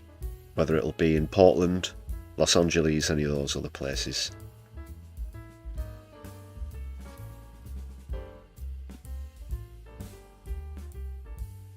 Could be the tinderbox. But whilst we're on the subject of Trump, I'm sure he'd be absolutely delighted for us to quickly segue into this story. Not a lot to say about it, but I did say I'd mention it. Some of his friends in the news recently. This is from Dorset's Eye. No relation.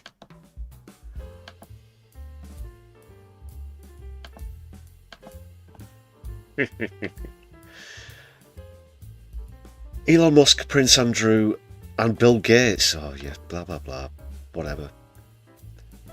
Sorry, pop-ups. Peter Thiel and Steve Bannon all now identified in the Epstein files. That's Elon Musk, Prince Andrew, Bill Gates, Peter Thiel and Steve Bannon. Right rum lot. The documents released by Democrats in the US House Oversight Committee also named the Duke of York as a passenger on the sex offender's private jet. records indicate Musk was noted as a potential visitor to Epstein's Island, which Little St. James, is that what it's actually called? I didn't know it's got little in fucking hell. Little St. James. On December 6, 2014 is when he went. His name appears on what seems to be the daily schedule with an entry that reads, "Reminder, Elon Musk, is this still happening?"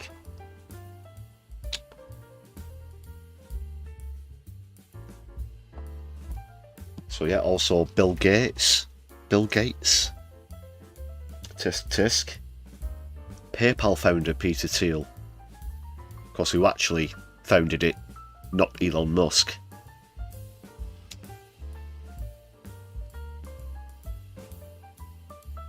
And Steve Bannon, who was Donald Trump's chief strategist. He did the salute as well, didn't he, a day or two after Musk did it.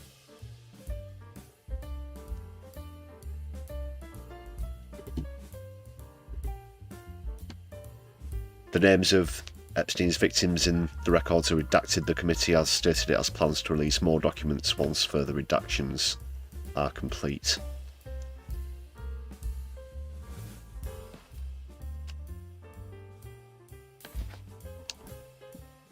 I'm glad that they bring this up as in a separate incident earlier this month. Keir Starmer sacked Peter from his role as British ambassador to the United States after it was discovered that he had sent messages to Epstein referring to him as my best pal. We all know about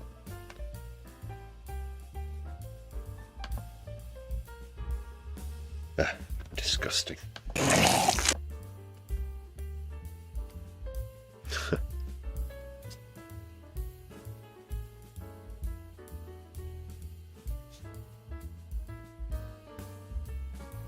Didn't want to linger on that story for too long.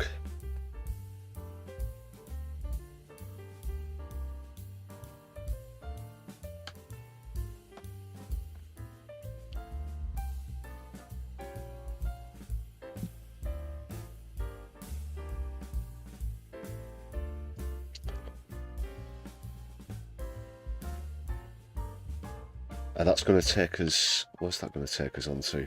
Just figure out which order to do this in.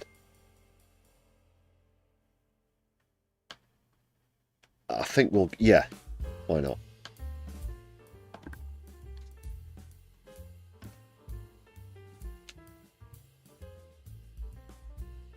Time to get your magnifying glasses out, people.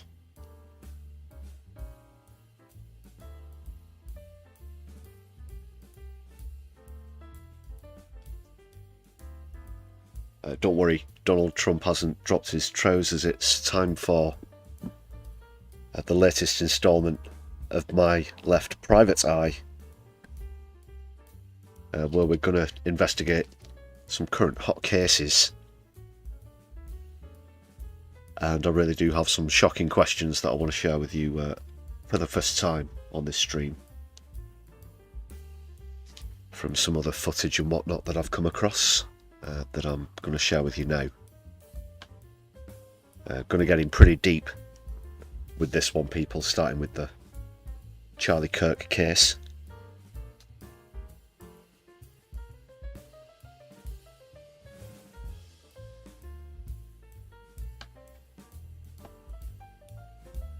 Yeah, some quite shocking developments where that's concerned. This isn't tin hat stuff, people. Just asking some questions that need to be asked.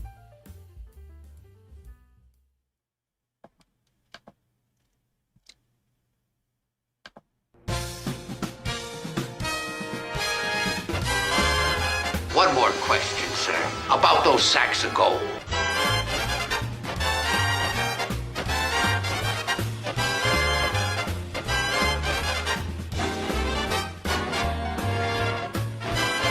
Oh, wow, a police chase!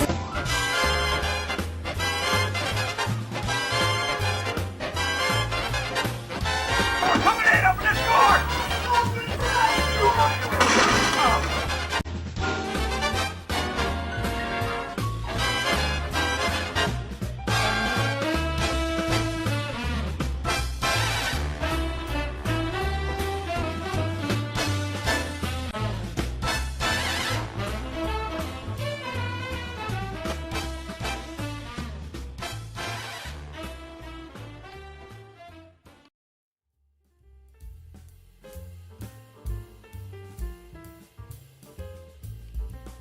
almost perfectly blends in with the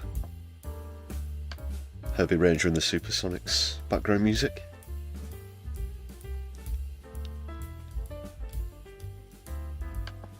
Yes, people.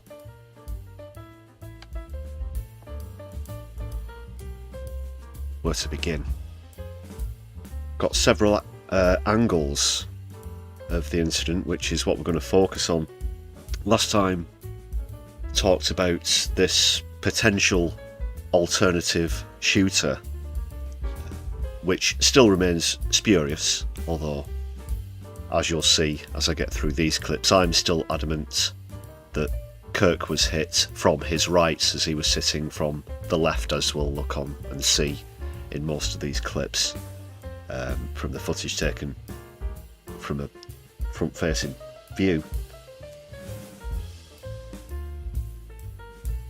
So yeah, I'm still convinced that he was hit from the right, but that is his right-hand side. I'm not getting into the politics of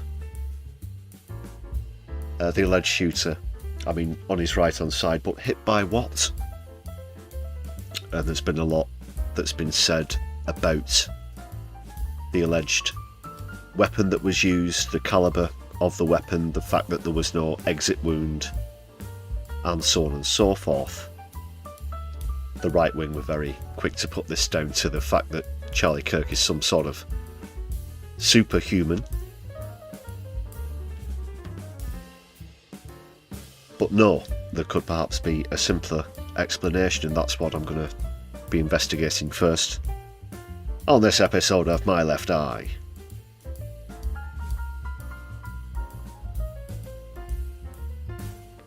No, Vicky. Good to see you as well, Vicky Clee. I don't believe he was basically Superman. I'm not buying that angle. Speaking of angles, I do have some of the footage that I previously mentioned on My Private Eye, which I spoke about last time, and as I said, this was on the day it happened, and it convinced me then as much as it convinces me now that he was hit from the right. I'm hoping that you'll share that point of view once I play these clips, but enough of my yakking, let's get into this. Put it simply, okay, you're not going to see any gore, I should say, or blood or anything. Any of the clips I'm going to show you are either blurred out if the shot happens during the clip. Otherwise, because I'm going to be talking about trajectory and things like that, the clip will finish at the moment of impact, so there's no gore. But just pre-warning, we are going to be repeatedly, actually, on this section, this segment, repeatedly watching a man get shot. So there you go. You were warned. But there's no gore, as I've highlighted. For anyone who's not seen it, yeah, this is how it went down. You can see some of the IT team wanted to be in the video.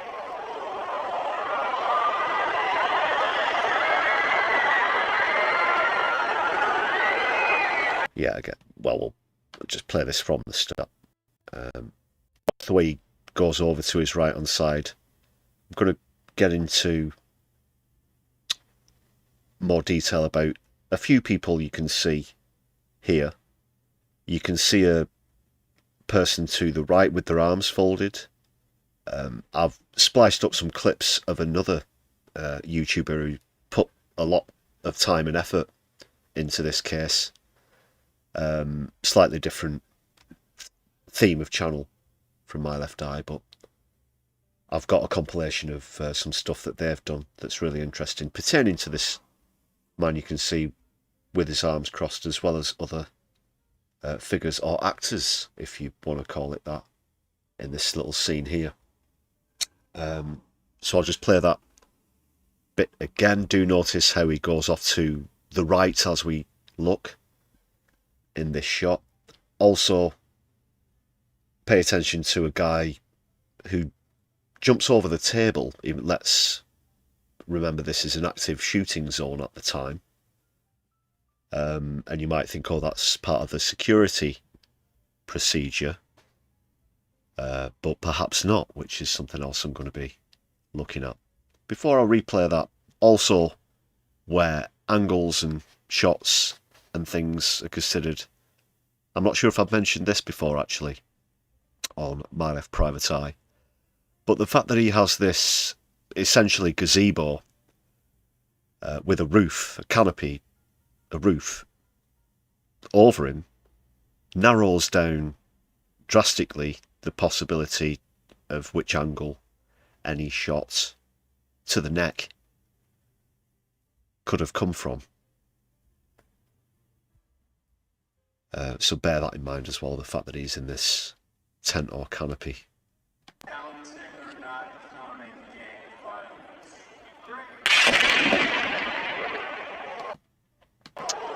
You see a lady there on the left. She is just behind one of the speakers.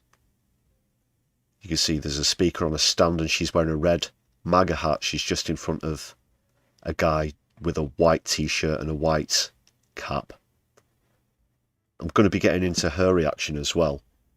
This is from one of the other YouTubers' videos that I pointed out.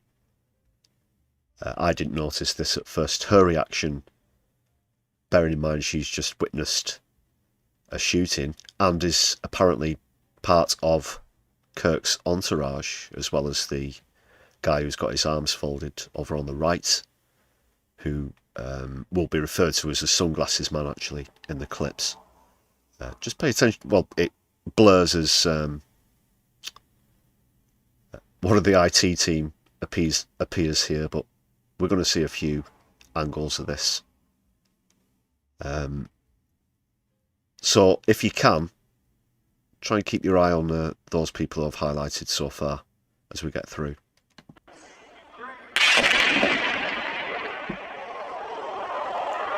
There we go, and then this guy just bang throws him to the floor. A guy goes over the table. A lot of people scatter. It's pretty difficult. It's a chaotic scene. But when you look individually, just turn that down, sorry. When you look individually at a few of the players in this thing, things do become curiouser and curiouser. Let's see this again. We just want to warn people about that. All right, so this is the footage. Pull this up again.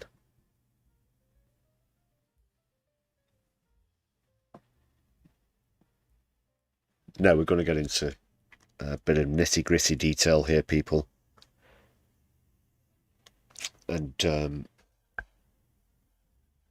I put a couple of clips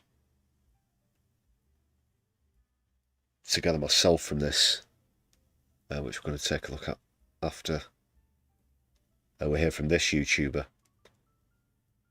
What I'm potentially going to suggest actually happened might sound ludicrous, but before I actually get into describing what it is, I would like you to consider it might not be that far out, considering the modus operandi that countries like Israel have used during assassinations. For example, I'll just pick a random example off the top of my head, but more specifically, the pages. Do you remember the thing with the pages? Oh yes. Who would have thought it at the time that such a thing could happen? But I want you to consider things like that as we move forward. We're actually going to spend some time focusing not on shooters, not on people with rifles, with Mauser .30 06s, or any of that business which roofs people may or may have not been on the location. I'm not even going to bring up Tyler Robinson at all during this. This is solely going to focus on around Kirk and what happened around Kirk at the time of the shooting. If it was a shooting, that is, because that implies that what hit him came from a rifle. But it might not have done, people. That is one of the things I'm getting at. Just happened to have paused this as well. You see this guy in the black who's to the left of Kirk as we look, and he's got his arm. This is at the moment of the shooting. This is quite interesting as well. A few people have pointed out that this might be some sort of hand signal that you get. I'm not sure. But what we're going to focus on, as strange as it might sound, is the lapel microphone that Charlie Kirk is wearing. Believe it or not. Here, this is a wide shot, puts the mic down, and now here's a closer version. So Ryan. So you see it in this shot, to the left as we look on his right shoulder, above where it says freedom. That black line, small line, looks like a big dot. That's not any video error. It's on multiple. That's his lapel mic. We're going to see some footage shortly of who actually put this on him and why there's certain suspicions surrounding their behaviour after he was, air quotes, shot. Just pay attention to that. It's right there.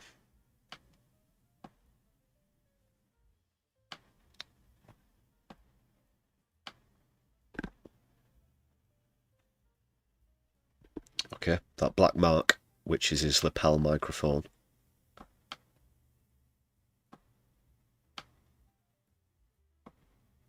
Watch this. What are we seeing here? Go ahead. You're going to watch. I want you to pay attention right there. That's the moment right there. Like I said, we're only going to see up to the moment. There's no splatter or gore, don't worry. For the faint-hearted. And at that moment, there's a bizarre, what appears to be inflation of the t-shirt.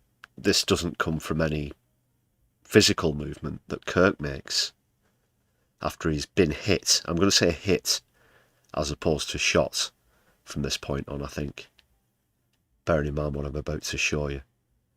But there seems to be this bizarre and sudden increase in air from within his t-shirt. Pauses it. You see it pause and you almost see like a cloud of smoke. There is some type of explosion. There is something happening under that shirt. And I want you to watch to the right. Do you see that? How like his neck, it was almost like a big gust of wind or something. Something happened under that shirt and it blows his shirt right off to the right. And Hugh, you'll see it right here. Watch to the right and then watch to the left on the mic. See, you see the explosion there. It is, see that air pocket? It was almost like some weird air pocket caused his shirt to shoot up like that. And this causes, you see, that inflation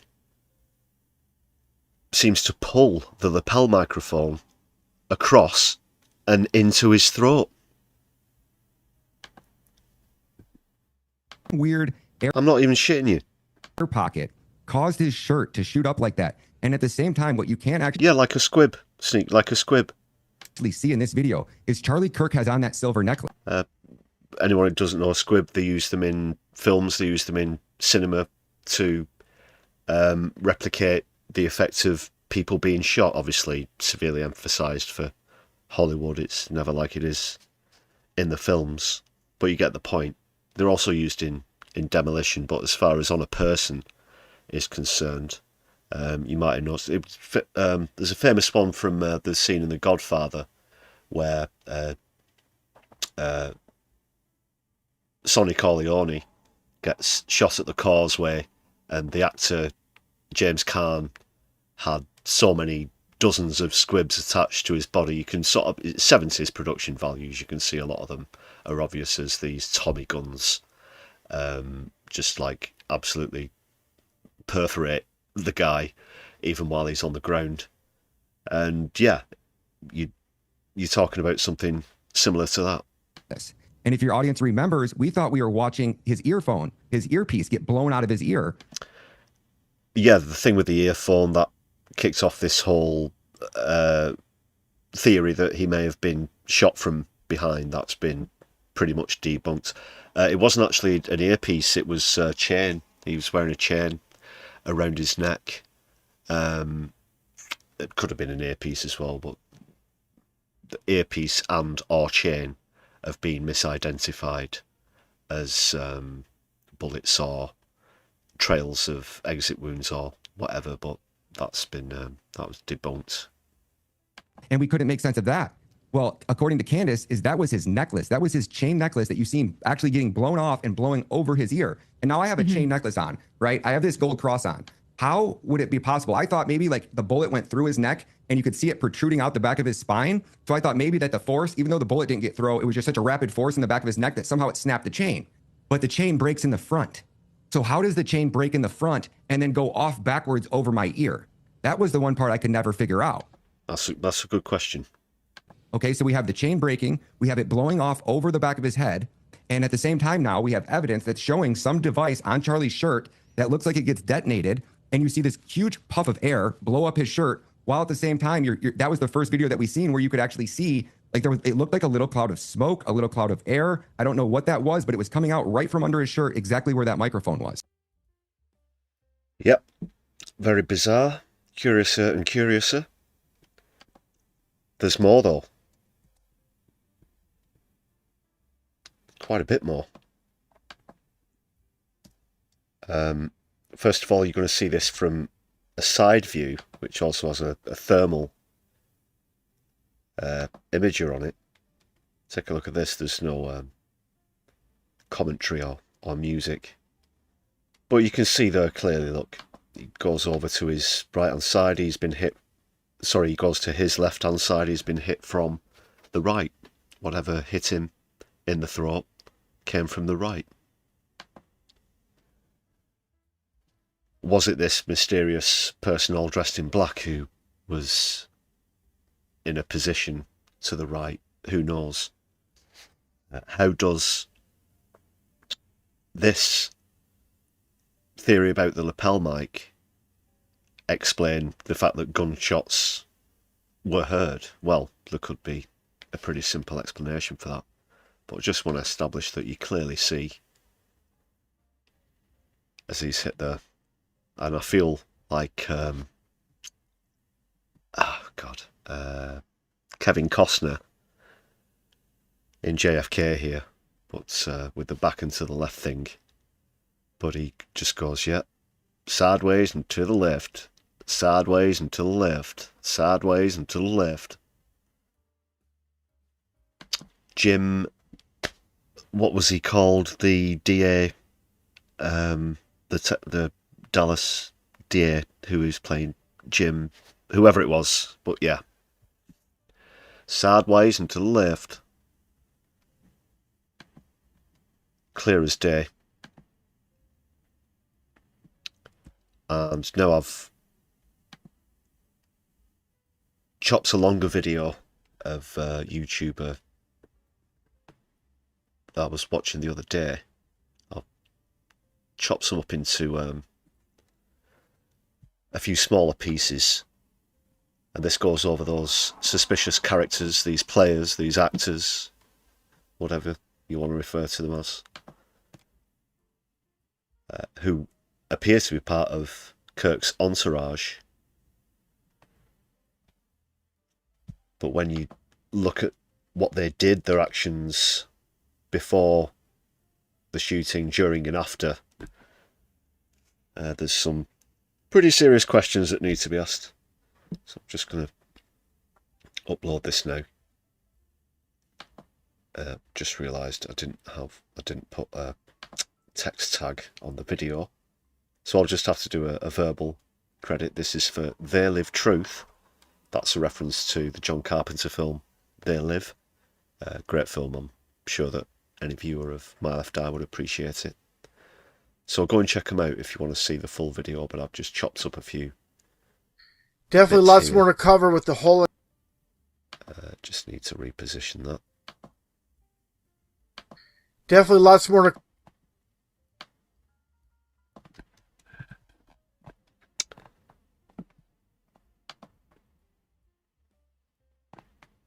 Got to say as well,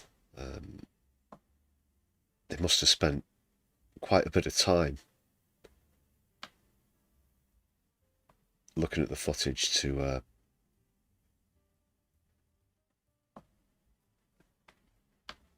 spot these people and what they were doing, because you're going to see it from multiple angles. These people have he does his own commentary, so I guess I'll just let it play through. It's pretty explanatory with a commentary, so check this out. I'd like to know your thoughts as we go through these clips. Cover with the whole entire Charlie Kirk saga as you see him approaching the staging area under the canopy in Utah where this event all took place. One thing I want to mention, as you already saw in the back, the SUV that hauled him away, as you can see here, preparing, backing up. Here you see it coming into play once again. And early into the presentation, in front of the audience.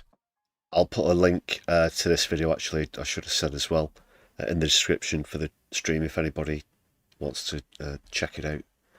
The resolution's a little bit lower on this clip, just to be able to have it on the live stream, but if you want to check it out, I think it's pretty interesting anyway.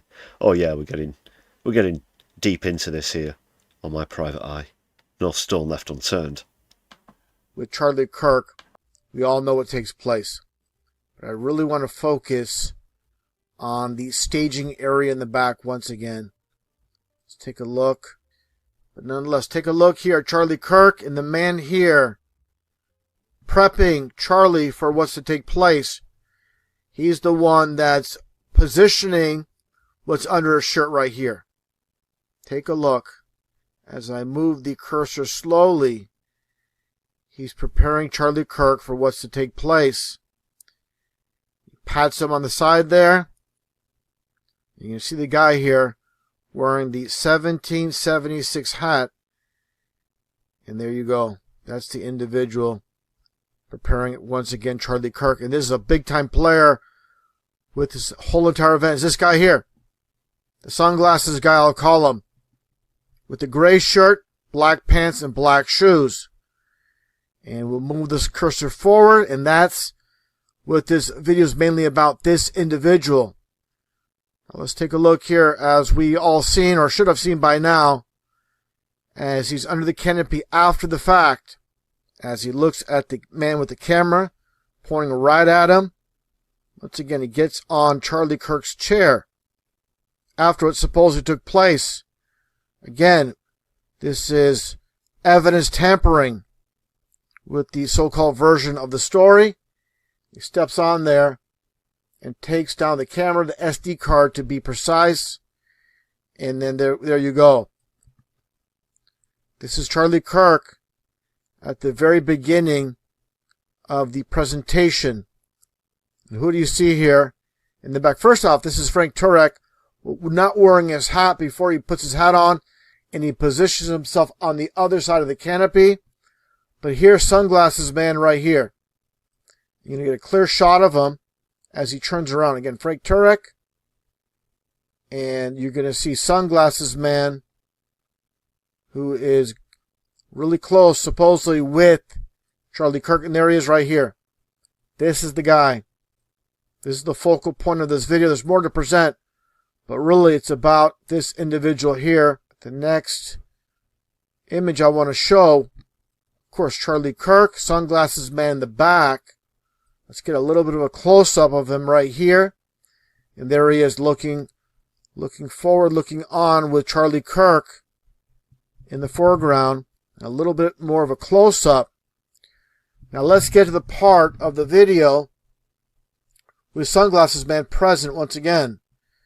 And this is right after what went down with Charlie Kirk. And then you get a little bit of a close-up. He has his arms folded. Now take a look here. Get a little bit more of a close-up. Now watch this. And here you see him.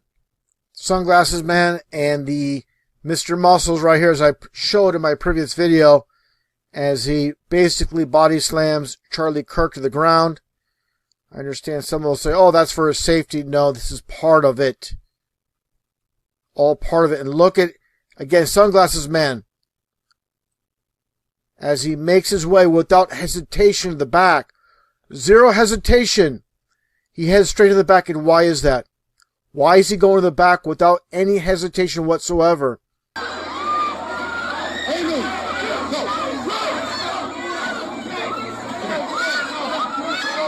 And that's right here. There's Sunglasses Man. Again, the beige shirt, the black pants, and the black shoes. Positioned to film all this was taking place in the back. Make no mistake about it. That's why he sprinted to go to the back to get all the footage from this perspective. Was no hesitation running back here. And you're going to see him leaning against the wall to record everything that's taking place in the back area. There he is, leaning against the wall there. And this is 100% him. That's number 47 woman right here. You're going to get another vantage point, and there he is. Again, I have to emphasize, without a shot of a doubt, that is him. Now he's like leaning against the wall like I mentioned earlier. And there you go, all the chaos. And go around one last time here, and there he is. Position right there. Again, now let's take a look here with another individual on the other side from Sunglasses Man filming it all as well. Again, the higher angle. And there he is. You can, as I zoom in into Charlie Kirk, there is Sunglasses Man right there. All in position. That's why he ran from the staging area in the front by the canopy to get in that exact position, of course. And there you go. And there is also Frank Turek, who I mentioned in my second video on the topic, how all these individuals are hauling away Charlie Kirk. And how did Frank Turek get here so quickly in the backstaging area with the SUV? As everything goes down with Charlie Kirk right here, let's take a look at what we see. Without hesitation, you're going to see Frank Turek take a look, then move towards the scene, then get right back up, and he starts running. And where's he running to? Yeah, I'll interject to this point. Don't know about you people, but if you just saw one of your associates, colleagues being shot, as has been suggested right in front of your very eyes, is your first instinct to think, oh, I've got to get the thing from here, now I'm going to run towards the back? Who does that? Just skip back slightly, but really, who does that? He goes to get something specifically, as though the incident itself is the trigger that causes him to run out, to grab the thing and run out the back. As everything goes down with Charlie Kirk right here, let's take a look at what we see. Without hesitation, you're going to see Frank Turek take a look. This guy, Frank Turek. Then move towards the scene, then get right back up, and he starts running. And where's he running to? And that's obviously to the back staging area. That's how he got back there so quickly. And the rest of Charlie Kirk's people, his team, they're the ones that obviously, like I shown earlier in this scene, they move him into the vehicle, as you see here. Now, I want to point out as well, let's take a look at this very opening scene, as I shown before, with this angle. Frank Turek's all the way left here, but this one female, let's take a look at what she does here, right before everything goes down with Charlie Kirk. They zoom in on her. You see Charlie Kirk, Frank Turek right there. Now let's take a look at the female.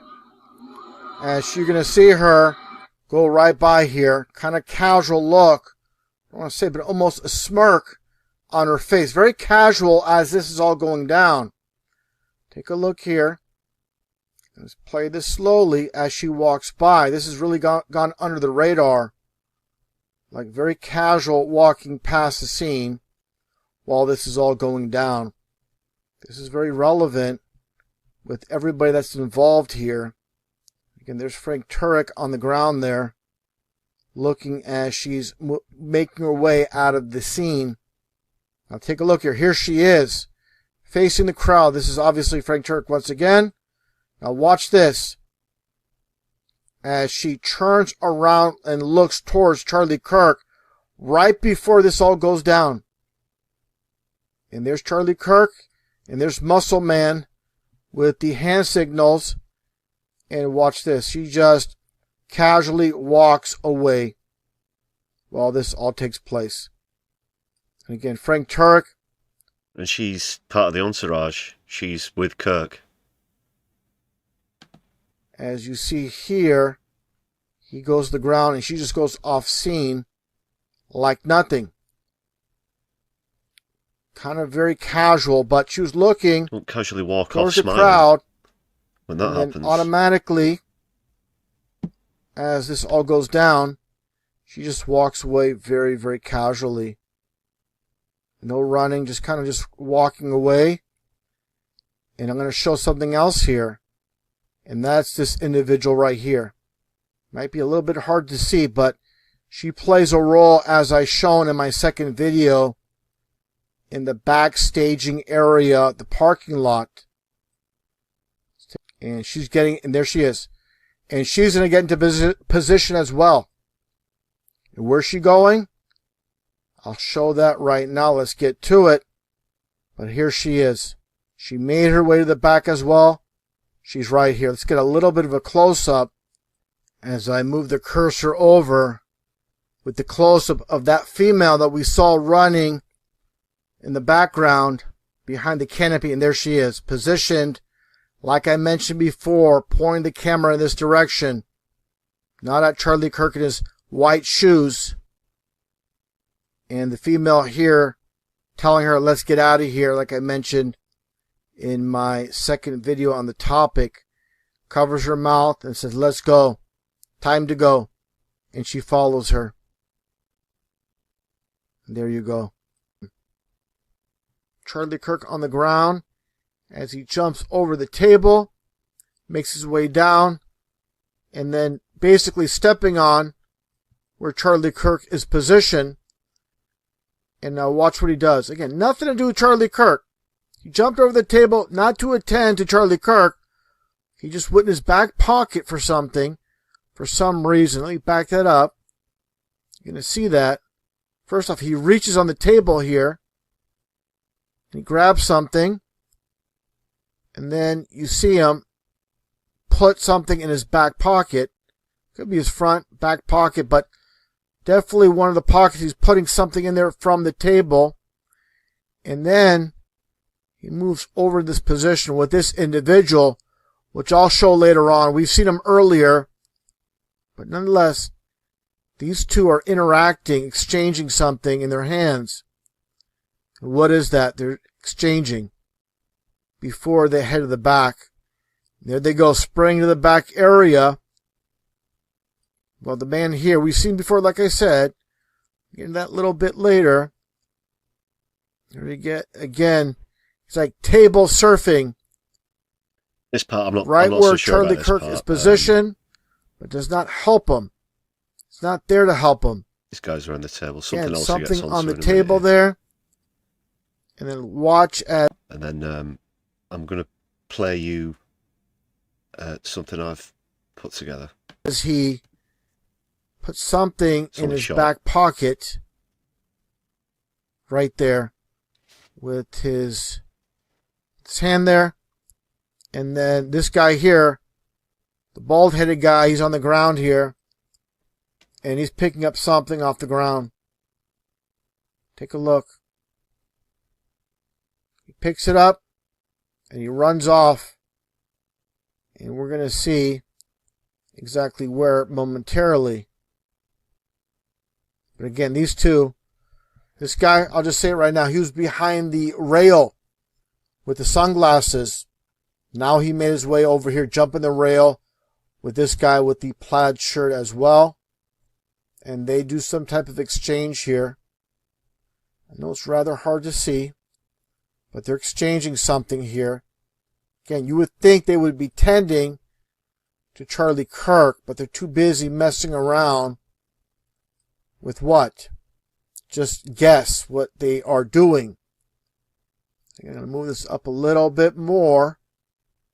You're going to see an exchange here, very slowly between the two. For the guy in the plaid shirt, they're both wearing plaid. This is a different color plaid. This one with a lighter color plaid goes to the back with the bald-headed man. Yeah, you've got to know very the relevant procedure here. And if anything's This guy happening goes different down. from the procedure. I'm sure everybody can recognize him now. He was. This, I'm not sure. I'm not too sure about this grabbing the thing off the table and the exchange with this guy here. The one by immediately running off to film something and someone else just casually walking away as well is the more suspicious part of it. The rail. And it's this guy right here. We all seen him right before he jumps the guard rail. As the other guy with the lighter color plaid shirt moves to the back. Section anyway. Here's another. This is They Live Truth, by the way.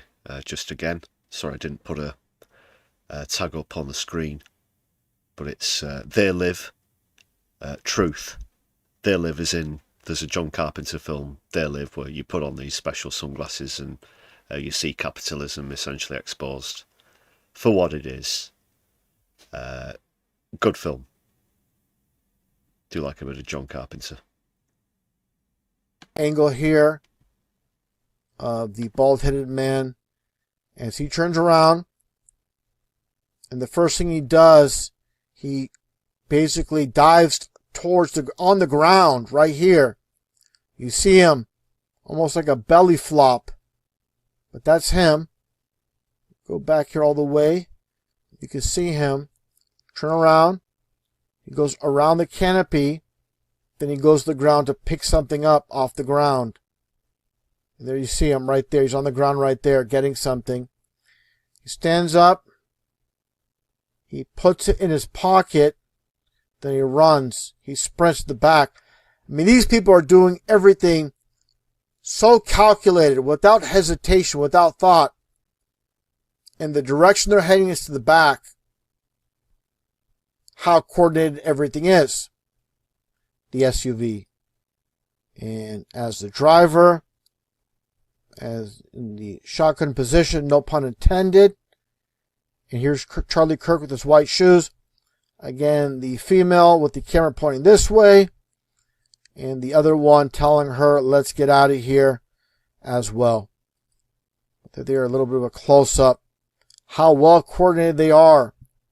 And again, as I shown earlier, with Charlie Kirk first appearing on the... Yeah, and I'm willing to acknowledge that that could just be part of the security protocol, part of their procedure, should these incidents happen. A couple of suspicious bits. I just want to let this finish off. There's only less than 30 seconds. And then onto something I put together. Just going back to something we looked at towards the start of this segment. The scene, and you see the SUV, the black SUV, in the back. Yeah, Graham, good question there in the chat. Why do they move the body so fast? That's a good question. Something I've thought about as well, especially with that sort of injury. Once you know that there aren't any more shots coming in, and people have surrounded the body, he's obviously been hit at that point. Surely moving him could cause him a lot more damage. They don't know what's happened exactly. They've heard one shot ringing out. But would that be a good idea? Yeah, shouldn't first aid be done there and then? Good question. Back, pulling up, backing up in the back parking lot staging area. Yeah, and again, the proximity of the vehicle, how quickly it was there, might be part of the protocol. Not sure. Not sure.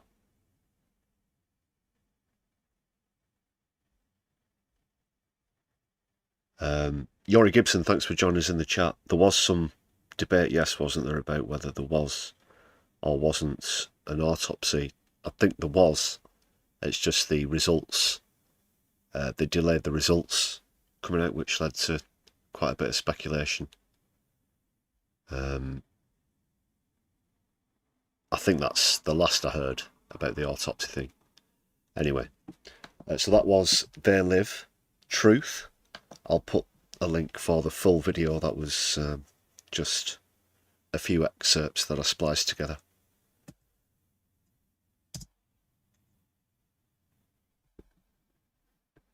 About this as well. Herbie? Thank you. Where are we?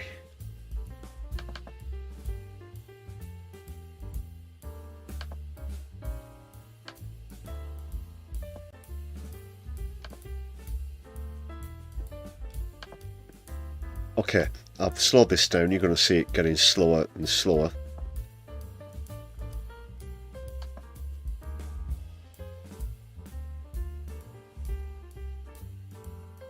Just give me a few seconds.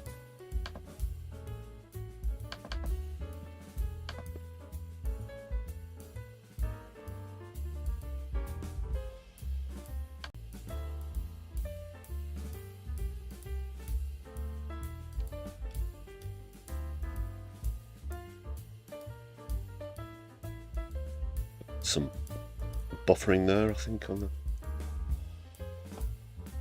the... right, so... Where's the chat? There's the chat.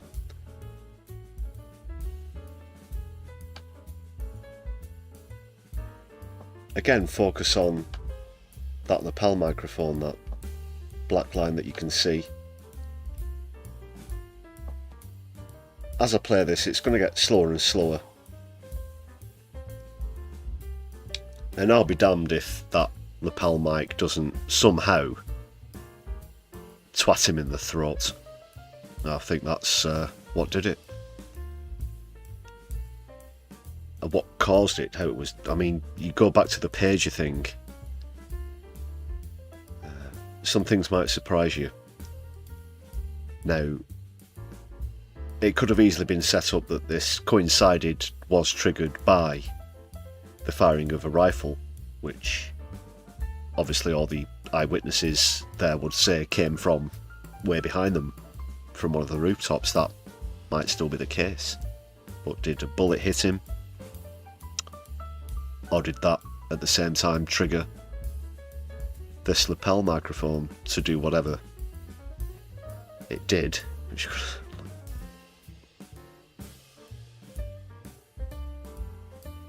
And you can get, even though it's only a tiny lapel mic, with it, you can get quite a few foot-pounds of pressure. It's very elaborate, but it's not beyond the realms of possibility. Just take a look at this. It's going to get slower and slower as you see it. So it's 30 frames long. And I just took this and I play it slower as it moves. You can see the contact there. It's off. Look, that is something it's off now. It's come off the shirt. It's detached.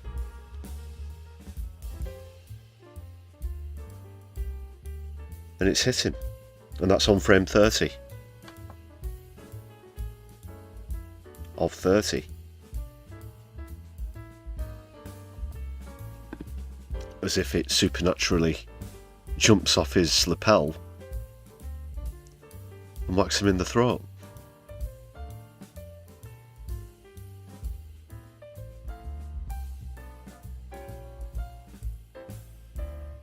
Slower and slower. Just slow this down a bit more.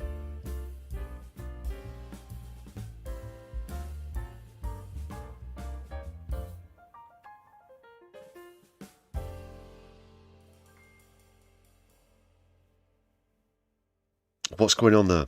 What is going on there? And could that explain the lack of an exit wound? because nothing went through. It was just enough. It was just enough. Curiouser and curiouser. But we've been on that topic quite a bit. Sorry, that was quite an extended episode of My Left Private Eye. I'll post the Live Truth, like I said, in the description of the stream. Get on to a different topic now, so that'll be all from My Left Private Eye.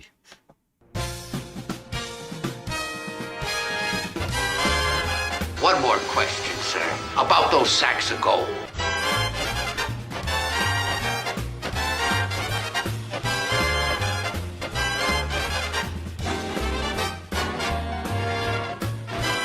Oh wow, a police chase!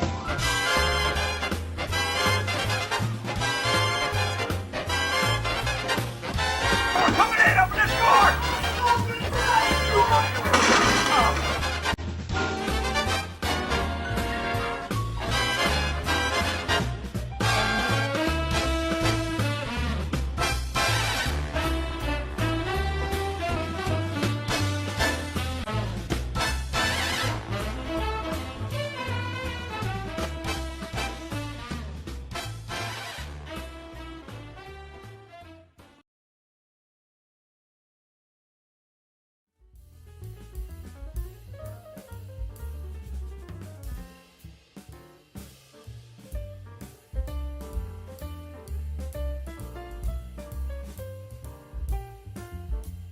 Well, I guess you can't mention that Kirk thing without Israel potentially coming up. Didn't really get into any of that during that episode of My Left Private Eye, but we'll look at Netanyahu and the United Nations walkout. Just quickly again, here's a section of that I used on recent video on the channel. Please do check that out if you've not seen it yet. The way he lists and ticks off the countries that he's illegally attacked, expecting praise, really is something else. So he did this to empty, you can see, pretty much a bare empty room. It was in about 80 countries. So you have groups of dignitaries, and about 80 groups walked out. Embarrassingly, the UK wasn't among them. Apart from us and the United States, it was a lot of small island states left, and that was pretty much it. And they tried to bring it to order. It didn't go very well. And he stood there, like I said, and maniacally just ticked off how he's attacked people in Syria, how he's obviously attacked Palestine. He's got his eyes on Iran.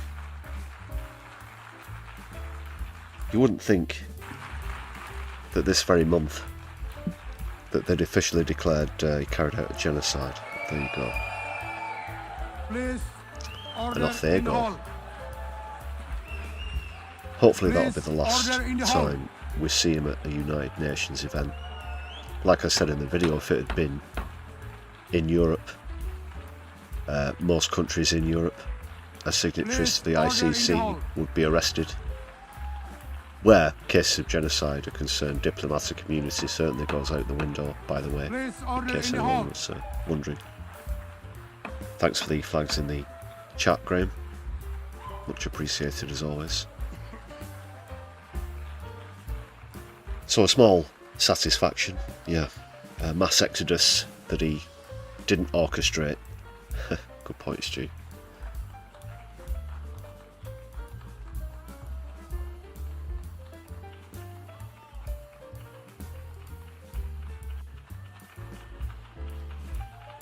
Look at him there, just, yeah. Suck it up. Suck it up, fascist.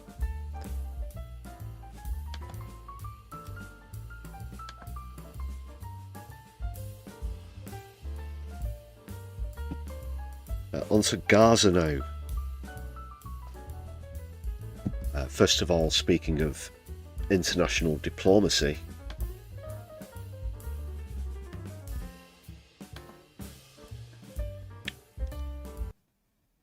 hopefully I can just quickly show you this.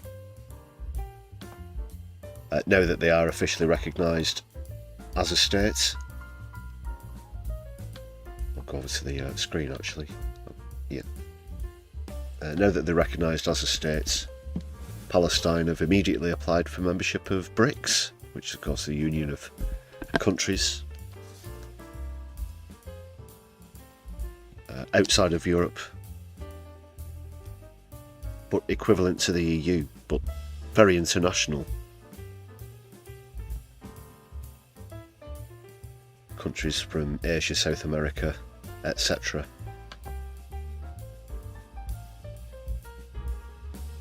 So that's official. I won't bother going through this, it's only a mini article anyway, but they've applied for full membership. That was the first thing I wanted to point out.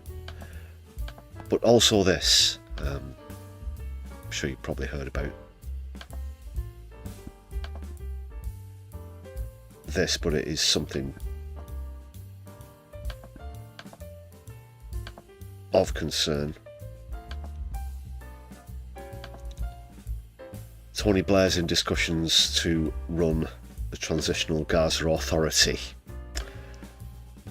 Now, members on the channel, this is where I need your help. Let's hype this up a bit. One of the exclusive perks of being a member is the static emojis you might find amongst them. One of Tony Blair in Iraq doing the selfie with the war raging in the background. I'd be much obliged if you'd hit the chat up with that specific static emoji. That's the one, Andy. That's the one. If you want to know just why Tony Blair should be kept as far away from anything concerning the Middle East, Middle Eastern diplomacy, certainly military intervention, this man, just look at him with his pantomime evil grin at this point. The grin stopped working a long time ago, Tony, I'm sure it did.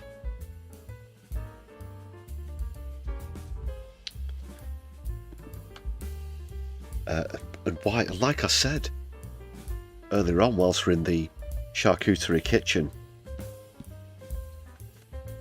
just as soon as Mandy goes out of one door, Blair comes in the next. It's as though the Labour Party can't have it, or it can't function where one or both of those two individuals does not have some sort of significant role.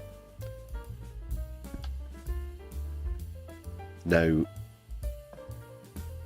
as well as the United States, other countries, the UK also contributed to the illegal invasion of Iraq, which caused 2 million civilian deaths, led to chaos in the region. Not a saint by any stretch of the imagination, but Saddam Hussein was actually keeping things fairly stable over there. He had an absolute hatred for extremists such as Al-Qaeda and ISIS, for example. But the human suffering really is what was the worst of it. And is that what we want to see again? No, it isn't. So we can keep his war criminal hands off of Palestine as far as I'm concerned. At the moment, he's just put himself forward. Potentially, this hasn't been, fortunately, officiated yet.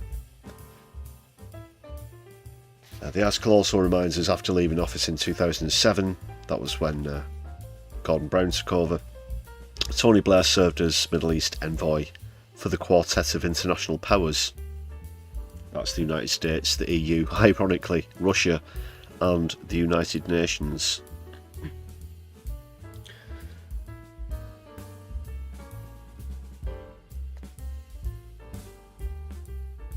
And speaking of which, going back to the story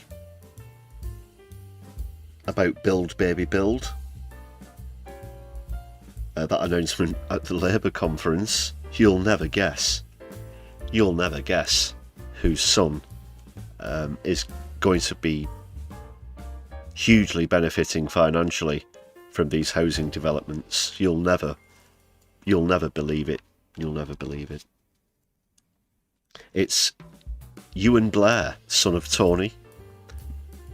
And Tony himself, now bearing in mind he's a former Prime Minister. Prime Minister's salary during his tenure would have been roughly 85k, something like that. He has a £319 million investment in his son's firm. £390 million. Where's he got that from?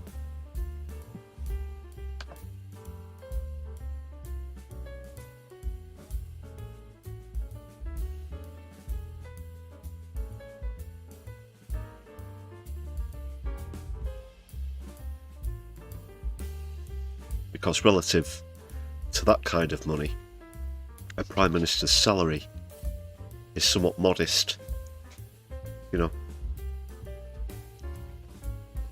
Go figure. And now this. God. Ewan Blair.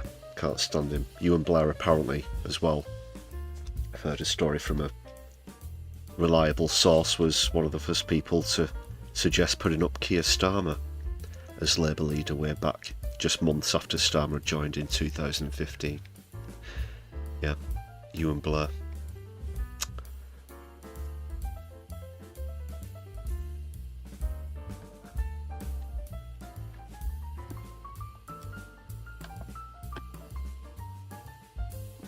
Okay, at risk of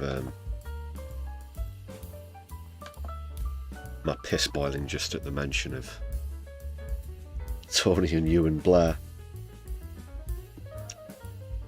something slightly more positive.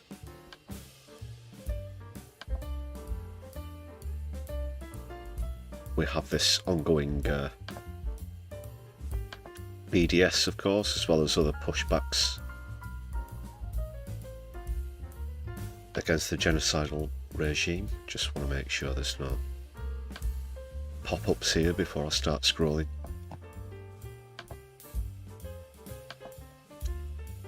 Yeah, I think we're good to go.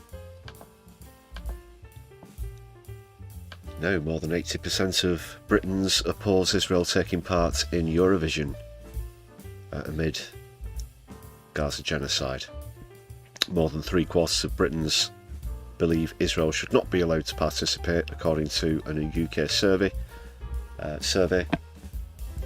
The poll conducted this week found the majority of respondents also want the UK to withdraw from the song contest if Israel is allowed to compete in Vienna next year. Just close this.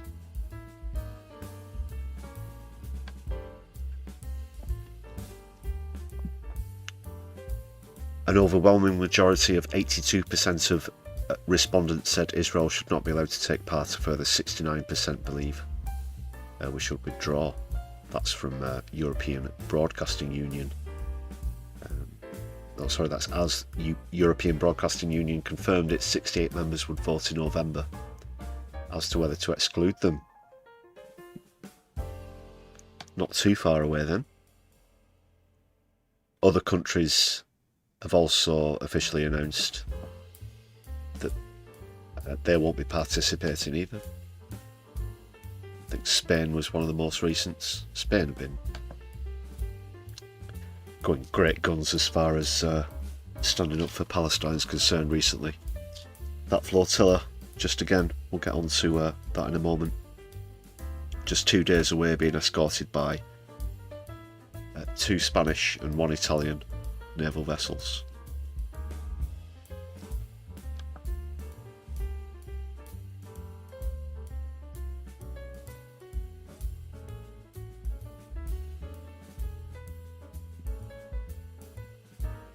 Not a massive fan of Eurovision myself, I have to say. It's, I don't know.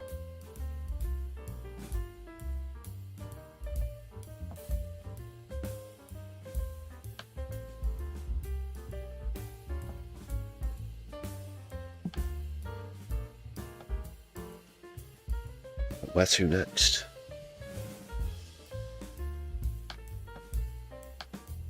A few clips, I think. Yeah, I mentioned the Flotilla. Now, well, goodness me, it's nearly 11 o'clock. But by this time, they should be well within, I'd say, about 350 nautical miles of Gaza. This is a big one, though, with that naval escort, we'll see. But we're going to hear from someone who I think you'll probably recognise who's aboard one of the ships. It's Greta. Following the numerous attacks on our humanitarian mission to Gaza, we have gathered credible intelligence that Israel is likely to direct escalated violent attacks on the flotilla within the next 48 hours. And several governments have now reached out to citizens on board the global Smooth flotilla, warning them about an imminent Israeli attack, one that could be bigger and potentially deadlier than anything we've seen so far against our peaceful humanitarian mission, completely abiding by international law. Israel has, by desperately fabricated smear campaigns claiming we are terrorists, been laying the groundwork for attacks against us, using the same genocidal propaganda it deploys daily against Palestinians. And there is no doubt that attacks so far have been part of tactics to intimidate us and further dehumanize Palestinians, adding to the long list of war crimes committed against civilians in the Palestinian cause. Because they are scared of the power of the people, and they know that the world does not stand with war criminals. But we continue undeterred. And the closer we are to Gaza, the bigger grows the risk of escalation towards us. And this is not about the flotilla, it is about Gaza, where over 2 million people remain trapped and systematically starved under an illegal siege, and where bombs and attacks are part of their everyday life. We call on governments everywhere to fulfill their legal obligation and end their complicity in genocide, ensure safe passage for more than 500 participants from 45 countries. And we call on people all over the world to raise their voices for Palestine, for Gaza, for humanity. Well said, Greta. As always, yeah. Second time out. First, she was, of course, seized and kidnapped last time. One of the most bizarre shows of solidarity with the flotilla that I've heard about so far has come from, I don't know if I mentioned this on the last live stream, but have you heard that apparently Kim Jong-un, North Korean authoritarian dictator, has chosen to declare that if Greta Thunberg is killed by Israel, then he'll immediately launch a nuclear attack against them. I really don't know what to make of that. I don't know if he sincerely means it. Thanks for that great super chat there, Graham Turner. Thank you very much. Big up Graham in the chat, please, everybody. Viva Viva Palestina, from the river to the sea. Always great to hear from Greta. We're going to hear next a magnificent statement from Colombian President Gustavo Petro. Colombia, one of the South American countries, doing a lot for Palestine as well. Just bear with one sec, minor adjustment here. Esperar más discursos no es posible. Es el momento de la acción. Y yo aquí me retiro y hablaré en Colombia para abrir la lista de voluntarios colombianos y colombianas que quieran ir a luchar por la liberación de Palestina. Y si le toca al presidente de la República de Colombia ir a ese combate, no me asusta, ya estuve en otros, pues voy. Pero que eso pase en todos los pueblos del mundo. Seamos capaces de cambiar, de transformar el mundo. Wow. A real coalition of the willing, in case Keir Starmer's listening, when you hear statements like that. countries are pledging tens of thousands of troops.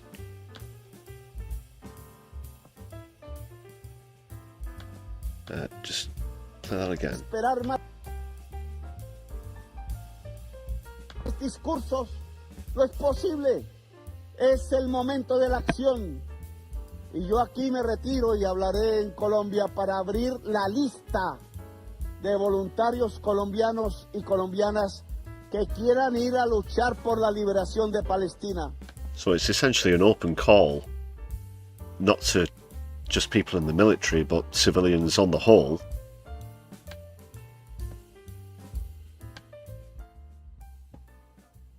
To go and join them. And I'd imagine they'd get quite a fantastic response as well. That's quite something from Colombia. Morbius, thanks a lot for the gifted membership. Bilderberg, please do enjoy your perks. I think I updated the membership goal whilst we're watching the Live Truth video. So I'll just update that again. 95. Sorry about the hoarseness of my voice.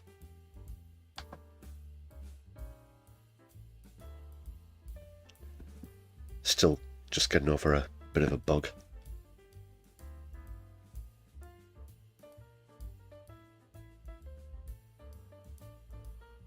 Tide Hickey, yes. He had a video out today as well. I've not uploaded that into this bunch of clips. I would go and grab it, but getting up to the 3-hour mark now on the stream. I'm going to have to plough through. Great stuff from Gustavo Petro, who we are going to hear from. We're going to, speaking of audio,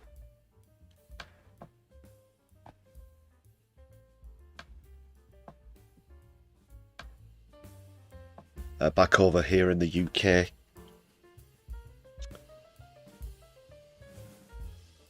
Musical trio Kneecap, Mo Cara was on trial. That trial collapsed because of a technicality, so that's great news. He was charged with terrorism offences for holding flags up at gigs, and now it's collapsed on a technicality, so this is what they had to say about it. This entire process was never about me. Never about any threat to the public. Never about terrorism. A word used by your government to discredit people you oppress. It was always about Gaza. About what happens if you dare to speak up. As people from Ireland, we know oppression, colonialism, famine and genocide. We have suffered and still suffer under your empire. Your attempts to silence us have failed because we're right and you're wrong. We will not be silent. We said we would fight you in your court and we would win. Today we have. If anyone on this planet is guilty of terrorism, it's the British state. Free Palestine, Chucky Ireland.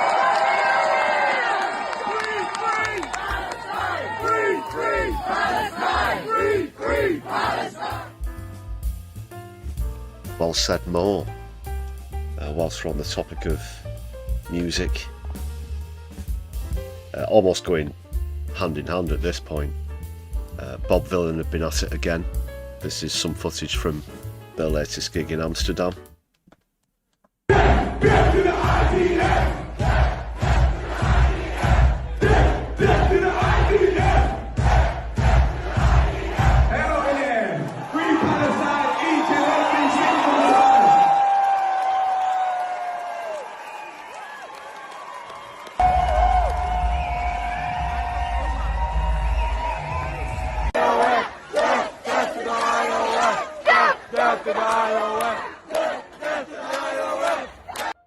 Still at it strong on European tour.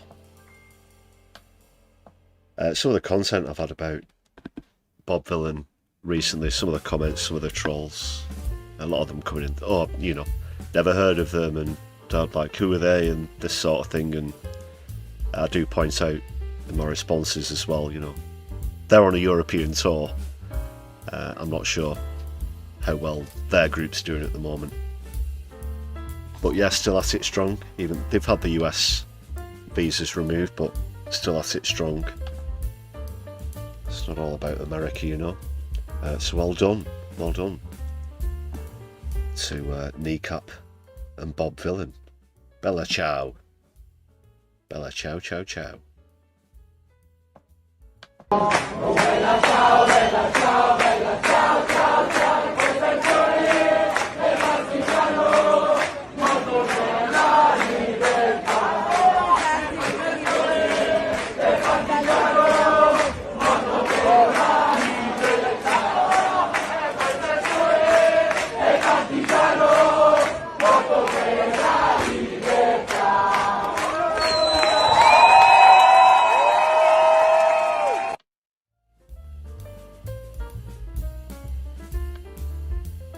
Awesome.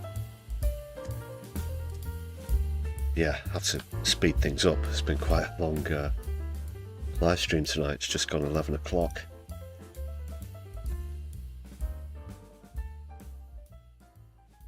Obviously, just finishing off on Gaza, we'll wish the Flotilla all the best, of course. I'll keep you up to speed with any progress or if there's any news. No news is good news at the moment. Hopefully we won't hear of any interventions, and this could be a historic occasion.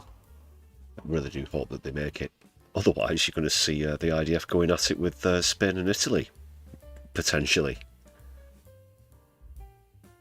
But just to finish on something a bit more light-hearted, it is somewhat derivative, which you'll see. This comes from Prop & Co. I do want to highlight this isn't South Park. This isn't something Trey Parker and Matt Stone have done, but you can sort of see it's in a similar style. A bit derivative, like I said. Still funny though. So shout out to Prop & Co. for this this sketch.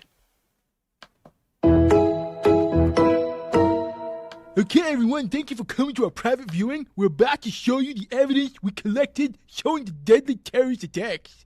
Listen, guy, you better give us some real info to work with. Yeah, last time you f***ing lied and said that 40 babies were beheaded. Now my credibility's at stake, and I'm losing followers as we speak. You better hurry up and show us something we can use, dude. Don't worry guys, don't worry. The evidence is on its way. But first, I need to tell you that what happened on October 7th is now considered to be worse than even the Holocaust. Did you know that? This f***ing guy. Yeah, dude, whatever. Just show us the f***ing evidence. Okay, I will. You're about to see the evidence. Guys, I'm telling you, it's shocking. You won't believe it when you see it. It's like the biggest thing that ever happened since World War II, I swear. It's f***ing huge. Just show us already. Okay, everybody, strap yourselves in.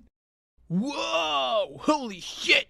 Whoa! Wow, guys, this is horrible. It's an absolute massacre. I've never seen anything like it. It's horrific. Can we see it? No, guys. I think it's really f***ing bad. Like, it's pretty overwhelming. I don't think you all should see it. Are you f***ing serious right now? We're f***ing bleeding followers here, man. Our credibility's tanking. You better show us the evidence right now, you slimy f***. I'm not going to lose my career over this. Okay.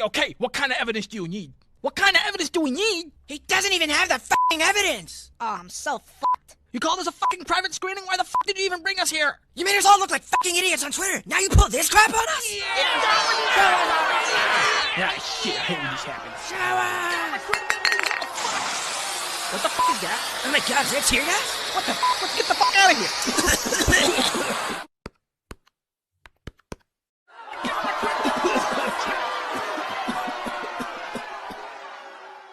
Oh my god, that must have been really overwhelming. Follow.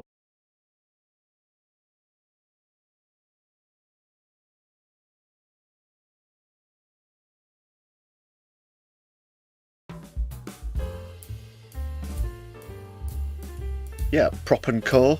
Prop & Co.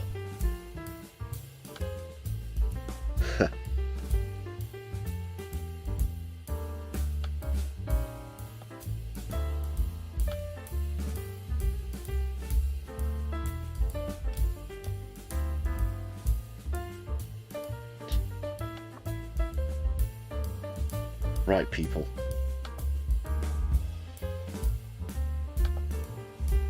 Another shout out to all the members on the channel.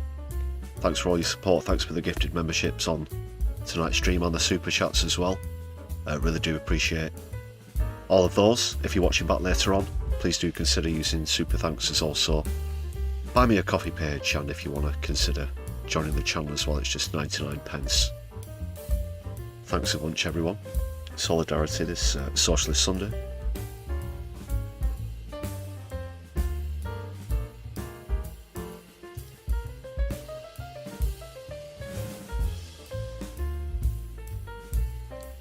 Just going to try and get set up for a raid. I'll have to forego the second visit into Keith's charcuterie kitchen just because of the time. It's gone 11 now.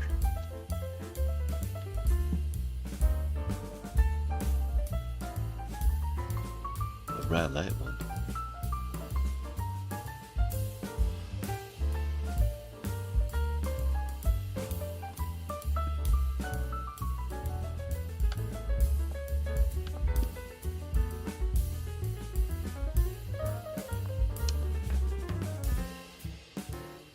And we've got No Justice, so we're going to go to No Justice. Awesome channel. I know that a lot of viewers will be familiar with No Justice anyway, but if not, make sure that you subscribe when you get over there. I'm going to jump in and join you for a bit, so hit thumbs up, give us a shout out in the chat. Make sure that you've hit thumbs up on this stream before we part ways.